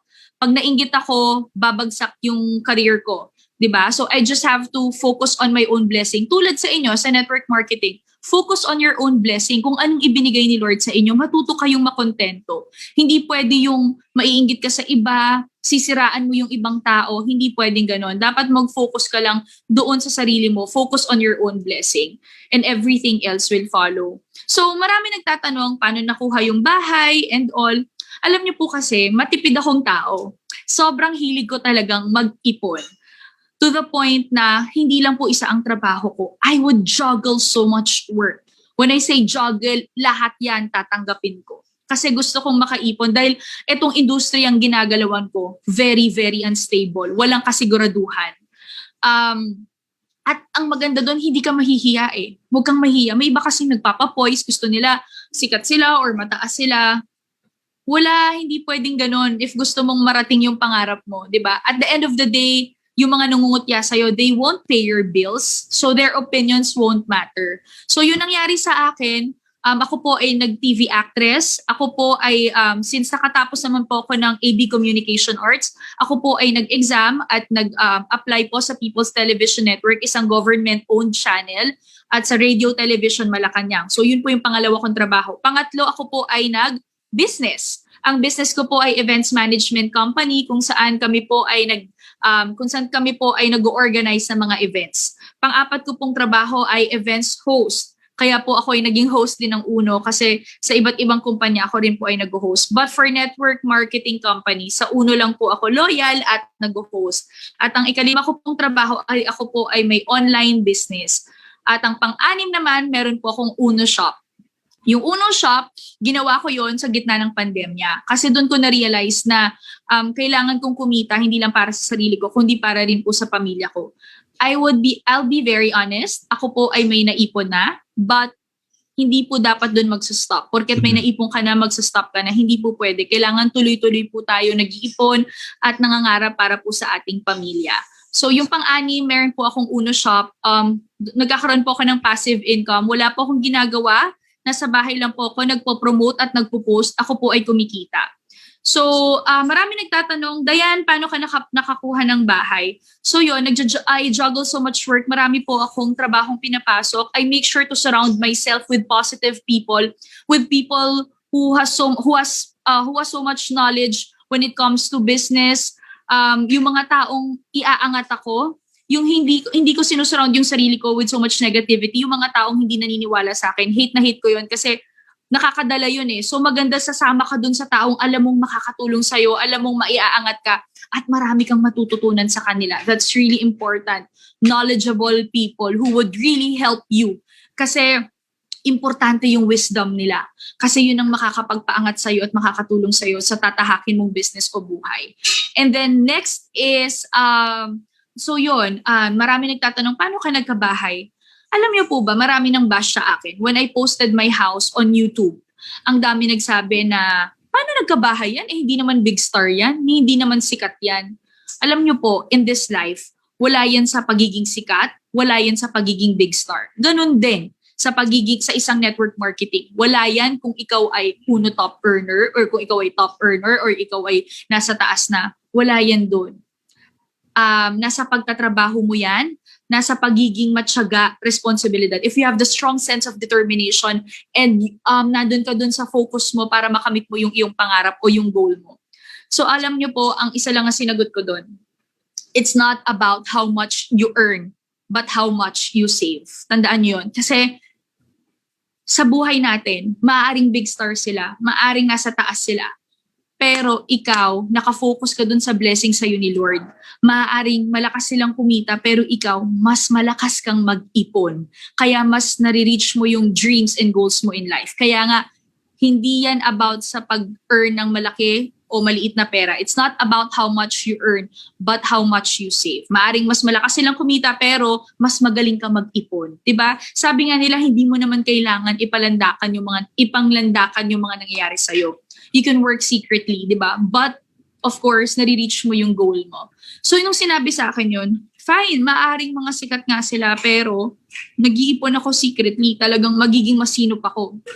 Kung ito kinikita nila, o di magtatrabaho ako ng 3 beses para masabayan ko yung kinikita niya. Di ba? So, it doesn't matter. Sabi nga nila, di ba, in life, pwede kang kumayod ng kumayod. Pero pag minsan nando ka na sa rurok, yung nasa verge ka na you wanna give up, pwede kang magpahinga. You can always take a rest, but you can never give up in reaching for your dreams and goals in life. So yung sa simpleng advice ko na it's not about how much you earn, but how much you save, I wanna also inspire people. Like kahit yung mga nasa corporate world, hindi porket yung boss na to, mataas siya lang nga pwedeng bumili ng bahay, hindi. Kahit ikaw kaya mo yan. Kasi nagawa namin. So again, nasa pag-iipon yan. Wala yan sa kinikita ng tao. Nasa diskarte po yan. So mas maganda kung mas madiskarte ka. So ang ginawa ko para makaipon ako lalo is, alam naman natin ang show business, malaki nga po talaga ang kitaan dyan. Pero hindi siya stable. Hindi siya palaging meron. Kumbaga project basis po kami. So to be able to sustain yung iniipon ko, I made sure na marami po akong tinatanggap na trabaho. And isa na nga dyan yung Uno Shop din. Para sigurado ko na ma-reach ko yung dreams and goals ko in life. And always have that positive mindset. Know your whys. Know your purpose. Know your objective. Para kung nandun ka na sa verge na you wanna give up, babalikan mo yung whys mo, yung purpose mo in life. Bakit ko ba to ginagawa? Ano ba ang rason? Bakit ginagawa ko to ganyan-ganyan? Para hindi ka mag-give up, para magdire-diretso ka dun, para makamit mo yung dreams and goals mo in life. So ako kasi ano ba ang whys ko? May anak ako, I have my family, na inspirasyon ko sila. That's why I work really hard. I want to have a good future. Gusto ko maganda yung future ng anak ko. Lahat naman tayo alam ko tungkol sa pamilya naman yan. And next is do not spend more than what you earn. So yung kakasahod mo pa lang, iniisip mo na kung anong bibilin mo. So make sure na you know your needs versus wants in life para siguradong ma-impok mo yung pera mo. And then next, Kahit sale pa yan, yung mga nagsha-shopping dyan, di ba? So ito mga tips lang on how magtipid. Kasi I'm sure na-discuss na ni Coach Butch sa inyo or ni Op Butch yung mga right mindset, di ba? Kapag dating sa ganitong business. Pero yung sa akin, more of tips na lang din, to relate din sa experience ko. Yung sa mga nagsha-shopping, hindi porket sale hindi na siya expensive. So, kailangan matipid pa rin po tayo. So, yun lang yung ilan sa mga tips ko about finances, kung paano ko narating, kung asan man ako. And never stop learning. You know what? Yung mga ganito, it is a never-ending learning process. Tandaan nyo yun. And ako, I always look forward. Kapag may mga namimita kong tao na successful sa business, I always ask them. Nagpapakwento ko, hindi ako nahihiyang magtanong, paano mo to nagawa? Paano mo ganyan? Huwag kang maiinggit. Pero take them as your inspiration. Gawin mo silang inspirasyon para makamit mo rin yung sayo. Kasi tendency nung iba na iinggit, hindi na kontento sa buhay, mas lalo po kayong babagsak. Maganda yung may contentment ka, may blessing ka sa Panginoon, you focus on your own blessing. Ako nga, alam nyo, mga rules ko po, usually support, kung hindi naman support, kontrabida, parang madalang lang ako naging bida, but it's okay kasi yun ang gusto ng Panginoon sa akin. Yun ang blessing niya sa buhay ko. At yung blessing na yun, yun yung pinapahalagahan ko. Tandaan nyo, walang malaki o maliit na blessing. Basta galing sa Panginoon, napakalaking blessing yan. So ako, hindi ako naiinggit. Kahit yung mga kasabayan ko noon, mas sikat na sa akin, o kaya ang tataas na ng mga talent fee nila, it's okay. Kasi ito yung binigay ng Panginoon eh. So I guess, make sure also to have your spiritual aspect in life na kailangan i-flourish nyo din, i-nourish nyo din yan. Yung food for the soul ba, na parang make your obstacles and problems for your spiritual growth. You take things positively. Kasi yung iba, konting may problema lang, negative na kagad, mag-give up na kagad. So important din yung spiritual being nyo. Kasi dun susunod yung right mindset. Kung paano nyo i-set yung mind nyo para makuha yung bigger things and goals nyo in life. So what else? About show business, siguro yun, na na-realize ko rin na I need to have a fallback. Hindi pwedeng artista lang kasi parang sa buhay din. Itong trabahong to, hindi pwedeng ito lang. Kailangan may isa ka pa talaga para talagang whatever happens, you have a fallback. Kasi sa pag-artista po, alam nyo naman, sa artista, come and go. Sabi nga nilang show business, that's the most ungrateful business because if they don't need you anymore, tumanda ka lang, tumaba ka lang, pumangit ka lang, out ka na sa industriya. That's why you have to have a fallback. Siguro isa yun sa na-instill ng mommy ko sa akin na kailangan ko talaga maging masinop. Kasi sabi niya sa akin, hindi siya forever nandyan sa tabi ko. So yun ang talagang tumatak sa akin at saka siguro yung mundong ginagalawan ko, alam kong mahirap din talaga. Kaya kailangan ko maging masipag, kailangan ko talagang determined ako na makuha yung mga dreams and goals ko in life.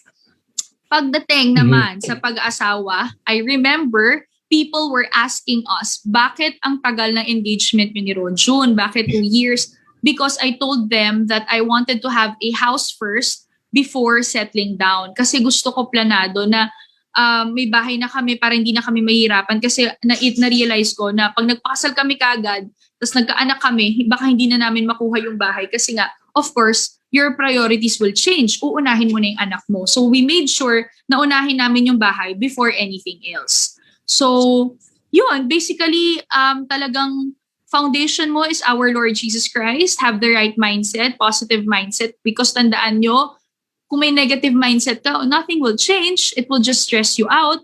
Sabi nga nila, fear stops life. It does not stop death. So isipin mo na lang yun, yung phrase na yun, di ba? Parang in life, bakit ka malulungkot, di ba? Hindi naman, parang masaya yung present times eh. So parang ang mangyayari lang doon, lalo ka lang mawawalan ng gana. So kailangan lagi ka may positive mindset no matter what. Most especially with your work, with your business. And then number 3 is that focus on your own blessing. So yan yung ilan sa mga sana baunin nyo based from my talk kung paano ko nakuha or paano ko nagawa yung kung nasan man ako ngayon. And I would be very honest, hindi naman ako yung nasa taas na taas. Siguro marami lang din akong natutunan from my experiences. But ako po ay natututo pa rin hanggang ngayon. Marami pa rin ako mga dapat kainin, mahaba pa ang lalakbayin, ang journey in this game called life. marami pa akong kailangan matutunan dito sa buhay. At para sa akin, nagsisimula pa lang ako. Whatever learnings na natutunan ko or whatever achievements I have right now, I owe it to our Lord Jesus Christ and dun sa mga values na natutunan ko along the way. And even up to this day, I am still learning. And I will never get tired of learning. And because sabi ko nga, life is a never-ending learning process. 'Di ba? So keep on learning. Maging open ka lang to criticisms. Take things positively.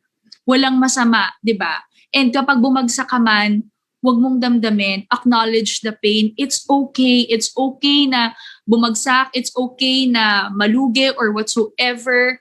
Pero sabi nga nila, 'di ba? Kapag pinanganak ka ng mahirap, it's okay. Pero pag namatay ka ng mahirap, it's not okay. Kasi ibig sabihin wala kang ginawa para guminhawa yung buhay mo. So while we're still here on earth, we have so many things to look forward to. Marami pa tayong lalakbayin, marami pa tayong gagawin. So, 'di ba? Cherish every moment because life is too short. Life is too short to be stressed. 'Di ba? Ang dami-daming blessings, ang dami-daming, 'di ba? Parang I can't wait to work. Parang ang dami kong plano, parang ang sarap mabuhay. I am so excited. Etong Uno, ang ganda ng kumpanya, etong network marketing. I have Uno shop. 'Di ba? There's so many things to parang ang dami mo pwedeng ma-explore. There's so many things to be grateful for and to be blessed for. Kahit na in the midst of pandemic, I know economy went down, businesses closed. Ang dami pong nahirapan ngayong pandemic, but it's okay. We're still here. We're healthy. We're blessed. We're thriving, 'di ba? Kaya nga mas excited ka dapat ngayon double time sa alam niyo po ba nung pandemic, wala kaming kinikita. Sarado kasi yung ABS-CBN. So, syempre, wala kami agad racket. So, paano ako, ang bread and butter ko po ay events. Even sa Uno, walang events ako nung time na yon. Walang tayong live events, diba? So wala rin po akong trabaho. And even my company, which is an events company management, wala. At the same time, buntis ako kay Joaquin. So wala rin akong work. Hindi ako pumapasok ng PTV because I am scared of the virus na baka magkaroon yung anak ko. Sabi ko, Lord, paano ko? Tapos parang na-realize ko, Dayan, hindi ka pwede mag-give up. You have to do something. Kailangan may gawin ka. Hindi pwedeng nandito lang ako sa bahay at nakahilata and nagmamakaawa at naaawa sa sarili ko. Hindi yun ang personality ko. I would fight even more. Yun ako. Solid talaga ako pag gano'n na may problema.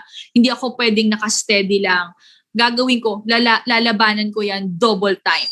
So na-realize ko, okay, sige, gagawa ako ng shop.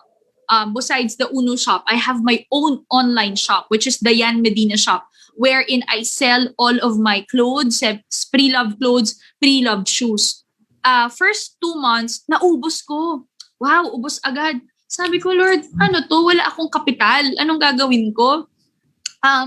Ayoko naman lumabas, expose ko pa yung sarili ko. So, isip na naman ako ulit. So, I've come to realize, pwede pala akong kumita. So, ang ginawa ko, people kasi are messaging me, mga online sellers, Miss Dayan, tulungan niyo naman po kami. Pandemic, nanay din po ako, buntis ako, ganito, ganyan.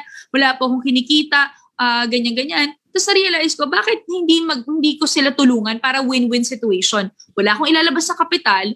Lahat ng mga products nila, ipe-place ko lang dun sa online shop ko through digital marketing online. Ipopost ko lang.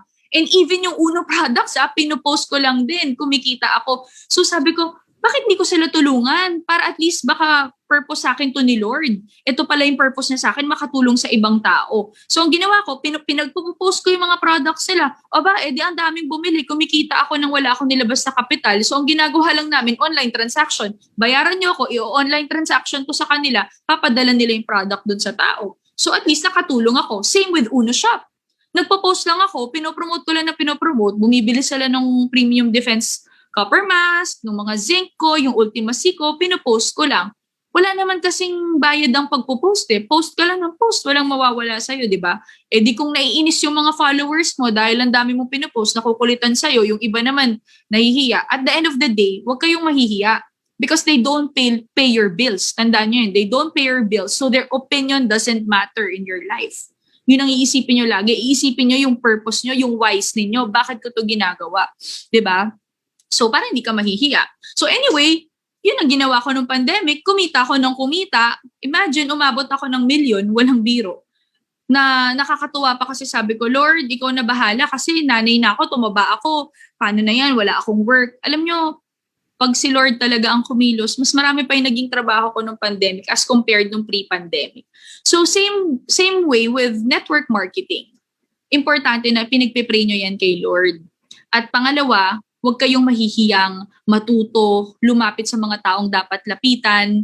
Same lang din naman tayo eh. Hindi naman dahil porket artista ako, mas mataas na siya, mas malaki kinikita niya. Hindi po, pareho lang. Ang parehong-pareho lang tayo at lalong parehong-pareho lang is yung method, yung mindset na gagamitin natin. Kahit ano namang trabaho yan eh, basta you have the right mindset, positive mindset, everything else will follow. Walang magiging mali. Pareho lang yan. Nasa iba-iba lang yan ang trabaho na tatahakin natin. So yun yung naging story ng pandemic, nung wala akong kinikita. Hindi ako nag-give up, nag-isip ako ng paraan. Even up to this day, kasi hindi pa po ako bumabalik sa PT before. So ngayon, i-share ko sa inyo, ang ginawa ko, nag-Facebook live naman ako. Nag-try lang ako, ang laki pala ng engagement pag nag-Facebook live. So yun ang ino-offer ko sa mga brands para nagpa-product review na po ako. Ngayon, nag-i-innovate ako. Kung dati ako lang po ay isang artista, tapos ngayon, nag-innovate ako to a vlogger or /influencer. So you also try to innovate. Parang siguro more of explore different things. Try also to discover ano ba yung mga babagay, ano na ba yung ngayon. And it's nice to know that Uno right now is actually putting online marketing or digital marketing platform into a whole new level. Maganda naman po ang pundasyon ng kumpanyang sinalihan ninyo ng Uno kasi talaga nag-i-innovate sila, nag-a-adapt sila sa changes na nangyayari sa atin. And kayo din dapat marunong kayo mag-adapt. Hindi pwedeng old school, ito lang yung kaya ko. Go out of your comfort zone. It's really important. You adapt kasi ang daming nagbabago. Parang si Rojun, sabi niya sa akin, B, paano yan? Baby kasi tawagan namin. Baby, paano yan? Parang syempre dami ng bata. Paano naman ako? Ayun, nag-TikTok. O kumikita siya sa TikTok. Alam mo yun, na parang dapat hindi ka na pinanghihinaan ng loob. Kasi naisip namin, matanda na tayo. It shouldn't be a factor. Makipagsabayan ka, mag-innovate ka, mag-adapt ka sa changes, di ba? And the Lord will bless you. Don't be afraid. Kasi He will always be there for us. He will never abandon us. He will be ever merciful to us. Kasi anak niya tayo. And I'm sure, itong pandemic, marami tayong natutunan, di ba? Kaya, nandito lang tayo supportahan. So, anyway, if you have any questions, just let me know. I'll be glad to answer that. Or just let Upline Butch know your questions. Kahit ngayon, kaya kong sagutin. Nandito lang ako. So basically, kasi yun lang naman yung story na pwede kong ma-share. So let me know if you have any questions. Sige, we'll take in. Grabe, alam mo, nagre-react yung mga top earners sa akin, nagme-message sa akin. Ang galing mo daw mag-share, para kang trainer. Hindi, parang that's all, of course, based from your experience. Diba, yung mga pinagdaanan mo in life. Lalo na ako, diba, ang aga ko talaga nawalan ng mommy. Siguro, isa yun sa hugot sa puso ko, sa buhay ko, where I am today, is because I want my mom to be proud of me, di ba? Isa na yon. At saka, siguro na doon na rin yun at an early age, naging independent ka rin talaga sa buhay, na gusto mo talaga na maipakita rin na, Mommy, kaya ko, it's okay, you can go. So, iba-iba naman tayo ng experience, Kuya Butch. And I'm sure everybody has their purpose. Ako, pretty sure ako dito, lahat tayo ang goal natin. Siyempre, ang gusto lang naman natin, mapabuti yung mga pamilya natin. That's why we are all doing this. Di ba? Ang dami kong takeaway sa sinabi mo. Unang-una, yung wag nating pansinin masyado yung mga taong wala namang may tutulong sa atin, no? Yes. Focus tayo sa why natin. Hindi talaga yun pinapansin. Kasi nga, di ba, na-realize ko, even my bashers, ang dami kong bashers, Kuya Butch eh. Body shaming, tumaba ako daw yung pinakapangit na artista na nanganak. Basta ang dami about my weight, about kung ano yung mga achievements na meron ako. At the end of the day, they don't matter in my life. Ako ang kumita, ako ang may bahay, kebs na, dead na, di ba? Yun, ganun lang. Parang dito sa mga kauna natin. As long as you know yourself, wala ka na dapat pakialam sa opinion ng ibang tao. Kasi at the end of the day, ikaw at pamilya mo lang, di ba? Kayo lang eh. Hindi mo na kailangan yung mga opinion ng ibang tao. So just move on with your life. Life goes on, di ba? Bashers lang yan. Ikaw uno ka, di ba? Nung dati na wala ka pang anak and wala pa kayo ni Rojo, no? Magjowa pa lang kayo for the longest time, of course we know. Ano yung why mo before, nung wala pa si Joaquin? Ako kasi more of number one, I please God. Ano ko, spiritual akong tao, alam mo yan. I'm a very religious person. Kasi for me, living miracle mommy ko, kwento ko lang na mabilis. When my mom was diagnosed with breast cancer at the age of 47, the doctors told us wala nang chance yung mommy ko to live. Bali, 50-50 na ang mommy ko, stage 4. Pero ang sabi ng mga doktor, 50-50, pero nung nagsalita ang Panginoong Diyos, 10 taon pa ang mommy mo dayan. So praise God. So for us, living miracle yung mommy ko kasi nag-10 taon pa at nag-cancer free pa. So there was never a time I questioned God nung kinuha na niya yung mommy ko. So sabi ko, Lord, petition ko sa'yo, forever ako magsisilbi sa'yo. Kaya ako po ay lector commentator ng aming simbahan. Kasi gusto ko talagang magsilbi sa Panginoon. Siguro, Kuya Butch, if you're gonna ask me, ang purpose ko nung time na yon, my wise, is to, just to serve our Lord Jesus Christ. Nung wala pa even up to this day na nandito na si Joaquin, it would always be like that. My purpose here on earth is number one, to serve our Lord Jesus Christ. Because after all, yun naman talaga yung purpose natin eh. Yung career, yung mga pag-aartista ko, itong binigay sa akin ni Lord na bahay and all, these are all secondary. Lord Jesus comes first and then pangalawa, syempre trabaho, paano tayo mabubuhay, itong network marketing, at saka ito ding business natin, di ba? Kaya nga binibless tayo ni Lord ng mga yan kasi hindi niya tayo pinapabayaan. If you have the right mindset and ino-offer mo lagi kay Lord, everything else will follow. God will always take control, take charge of your life. Always remember to just let go and let God. So in every failures, in every problems that we might encounter, mapa-business man yan o hindi, or sa buhay natin, just let go and let God. And always remember WWJD in life. What would Jesus do in every aspect or in every situation in our life? Diba? Kunyari, naiinis ka sa kauno mo or kung sino man, si upline mo, diba? O si downline mo. Isipin mo lagi, what would Jesus do? Diba? Para lumabas yung kabutihan mo. Tandaan nyo, i-bless tayo ni Lord. I'm sure maraming lalago talaga ang business kapag maayos yung pakikisama natin. Kasi doon nagsistart, Kuya Butch, ang proper mindset. Kaya pwede din ma-develop syempre yung growth ng mindset natin. Of course, through also spiritual. Diba? Importante yung foundation mo, yung core being mo, aayusin mo muna siya. If-flourish, ina-nourish mo muna siya ng food for the soul before going into your mindset. Kasi paano nga iniisip mo, positive ako, ganito ako. Pero, diba, bagsak naman yung core mo, yung foundation mo. Yeah. Hindi siya mabigat, bali wala rin. So kapag ito matibay, everything else will follow. Hindi lang ang mindset, pero pati buong katawan, lahat, physically, emotionally, mentally, di ba? Sama-sama na yan. Galing. Di ba kasi Kuya Butch, ang dami talagang anxiety and depression, lalo na ngayong pandemic. So importante talaga na ayusin talaga natin yung core being natin before anything else. That's really important. Kasi ang dami po talagang nagkaka-anxiety kasi syempre, with what's happening around us, the pandemic, hindi tayo nakakalabas, wala nang normalcy eh, di ba? Kaya we're trying our best, di ba, na talagang ma-normalize ulit. Kaya nga, I'd also have to commend Kuya Butch, ikaw. Nakakatuwa because you have this mindset mastery, itong online mo, because you're helping people with their mindset, with their opportunities in life, with their business, with their trabaho. It's nice to know that you're doing this kasi ang dami mong natutulungan. And this is really, really important, most especially now. This is very timely. Kasi ang dami po talaga nagkakaroon ng anxiety. But with this kind of online or Zoom event, at least kahit pa paano, naiibsan mo yun, natutulungan mo sila. Na-change mo yung mindset nila with what's happening around us. And you're helping them, most especially with the business that we have right now, which is ito nga, with the network marketing. Yun naman yung importante doon. Ayan nakatagline pa nga sa'yo, pag hindi ka lumabas sa comfort zone mo at hindi ka palagi na-challenge, ay feeling mo okay ka na, magaling ka na o alam mo na, uy, totoo yan, di ba?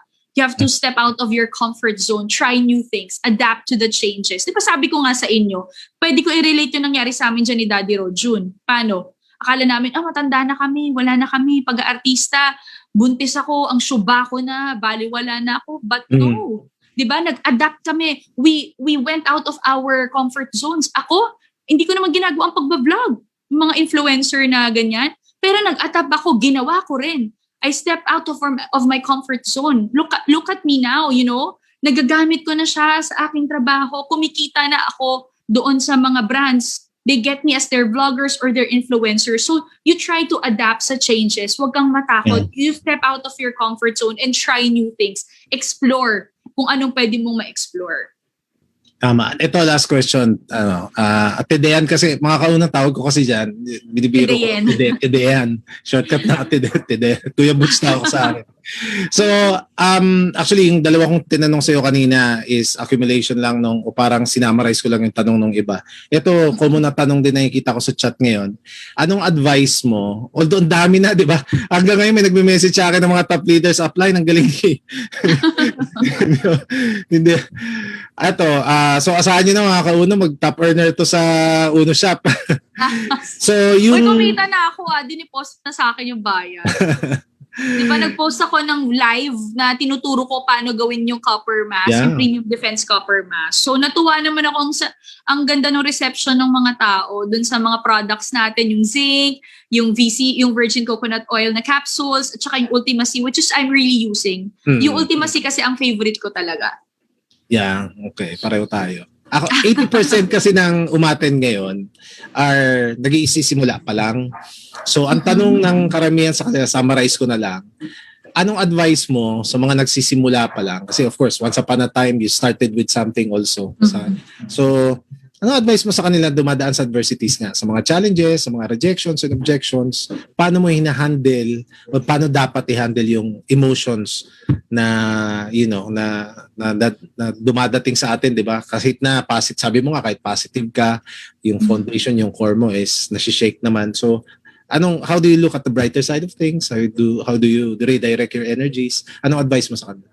Alam mo, to be honest, challenges in lives, problems in our lives, it's really inevitable. Hindi talaga yung maiiwasan. Dadating at dadating yan no matter how positive you are, gaano ka pa kagaling, mayaman ka man o mahirap, problems and challenges would always be there. Diba? Sabi nga nila, hindi yan talaga nawawala. So siguro para sa akin, ang advice ko is number 1, center Christ, center Jesus Christ in everything that you would do. Always center everything. Yung core and foundation mo should be our Lord Jesus Christ. Number 2, you pray for wisdom. Kung nagbabasa kayo ng Bible, di ba si King Solomon, ang hiningi niya sa ating Panginoon, sabi niya kay God, tinanong siya, anong gusto mo? Hiningi niya yung wisdom mo. I want to have your heart, sabi niya kay God. Kasi gusto ko magkaroon ng wisdom na katulad mo para kapag tinignan ko tong taong to, meron akong eyes and heart ni God. So in every person, nakikita ko to, tulad ng pagtingin ng Panginoon sa kanya. Kaya nga, di ba, ang share ko sa inyo kanina, what would Jesus do? So dito muna tayo sa spiritual aspect before we go on dun sa mga talagang yung pinaka mga dapat ninyong gawin in life. So number 2 yon, have a heart like Jesus Christ or like our Almighty Father. So WWJD, tandaan nyo yan. What would Jesus do? Para in every problem or in every circumstance that you might encounter, isipin mo lagi kung si Lord to, anong gagawin niya. Diba? So number 3 is that uulitin ko lang din, know your whys and your purpose. So ano ba yung objective mo? Bakit gagawin mo itong bagay na ito? Tulad ikaw, bakit ka pumasok sa Uno? Ano bang objective mo? Ano bang purpose mo? 'Di ba? Ano ba yung gusto mo mangyari sa buhay mo? Umangat, 'di ba? Kasi nakahanap ka ng isang perfect partner, isang kumpanya na hindi ka iiwan at alam mong nandyan hanggang sa dulo na tumutulong sa'yo para ma-reach mo yung dreams and goals mo in life.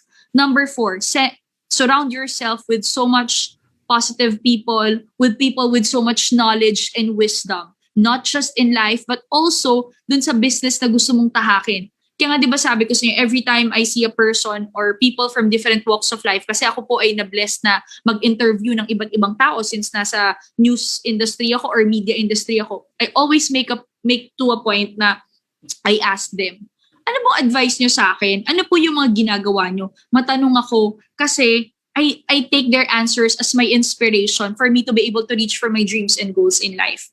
And never ako nainggit. Huwag kayong maiinggit kasi it will just eat you up. 'Di ba? Kung kumbaga makita mo yung mga kasama mo, like for example, top earner na siya, kasabay ko lang dati yan. Huwag kang mainggit. You'll have your time. I swear. God will give you your time. maaring hinuhon ka pa niya, maaring may plano pa siya sa'yo. You just have to wait. Your time will come. And always remember to focus on your own blessing. Malaki man yan o maliit. Tandaan mo yan. Walang malaking blessing o maliit. Pare-pareho lang yan at pantay-pantay. Nasa tao na yun kung paano niya titingnan. So next is contentment. Make sure to be contented in what you have in life. Kung anong meron ka, ito yung binigay ni Lord. Alam niyo ba minsan, share ko lang, kapag nagmo-motorcade ako bilang isang artista, nakakapagod, mainit, tapos kailangan mo mag-smile dahil may mga magpapapicture sa'yo. Yung mga co-artist ko, nakikita ko, nag-i-inartist sila, ayoko, tatakbo sa shade o kaya uupo, tapos ayaw nila magpa-picture, ganyan. Ako, you know what? I savor every moment. Gawin niyo yun. Because you will never know because life is too short. So I savor every moment. Alam niyo, iniisip ko palagi, gagawin ko to, magsasmile ako, magiging mabuti ako sa kapwa ko, magiging mabait ako, and kahit maarawan ako sa motorcade, okay lang, kasi gusto ko masaya yung client. Bakit? Kasi tatanda ako, 'di ba? Hindi naman ako forever kukunin na magmo-motorcade. Yun ang nasa isip ko palagi. Cherish every moment, savor every moment because walang permanent in life. Tandaan niyo 'yan, 'di ba? Sabi nga nila, talagang walang constant in life. I mean, nagbabago talaga lahat. Magugulat ka na lang one time, uy, ang bilis ng panahon, hindi mo na mababalik. So, make sure to appreciate little things. 'Di ba? Hindi porket mataas ka na, nakakabili ka na ng ganito, top earner ka na, or ganito ka na, appreciate little things. And of course, be nice to everybody. Isa rin yan sa natutunan ko. PA ka man, utility ka man, cameraman ka man, o director ka man, dapat pantay-pantay lang sila. Hindi pwede yung kay director ka lang, hi direct, doon ka lang mabait. Hindi ganon. You should be nice to everybody because you will never know, di ba? Kung sino makakatulong sa'yo. Make sure to establish relationships. Kasi hindi mo alam, in time, biglang ito palang utility na to, biglang nanalo sa loto yung mama, o di ba? I mean, hindi naman sa dahil doon para maging nice ka. But again, nasa values yan na dapat na-instill sa atin. Nasa Bible yan. Be nice to everybody. Be kind. Alam ko dito sa mga nakikinig sa atin na 2,000, maaring iba-iba po ang ating relihiyon. Maaring may ibang, sabi mo ng INC, yung iba Muslim. Ako po ay Katoliko, may ibang Christian. It doesn't matter. Ang sabi nga, ang turo sa Bible, it doesn't matter what your religion is. What's important is that you should be good to others. You should be kind to others. Kung paano mo sinusunod yung utos ng Diyos. Wala yan sa religion. Pare-pareho lang tayo. Our common goal is to please our Lord Jesus Christ and to serve Him because that's our main purpose or goal in our life. And siguro dun sa mga nagsisimula, yun lang din yung mapapayo ko. Make sure na meron ka ng certain goal in life and huwag ka maa-astray. Kailangan straight ka lang. Dire-diretso lang dun sa target goals mo. And yun nga, sabi ko lastly, you can always take a rest if you're tired. If pagod ka na parang, grabe naman, 10 taon ko na chini-chase yung dreams ko, wala pa rin. Again, you can take a rest, but you can never give up. Yun lang.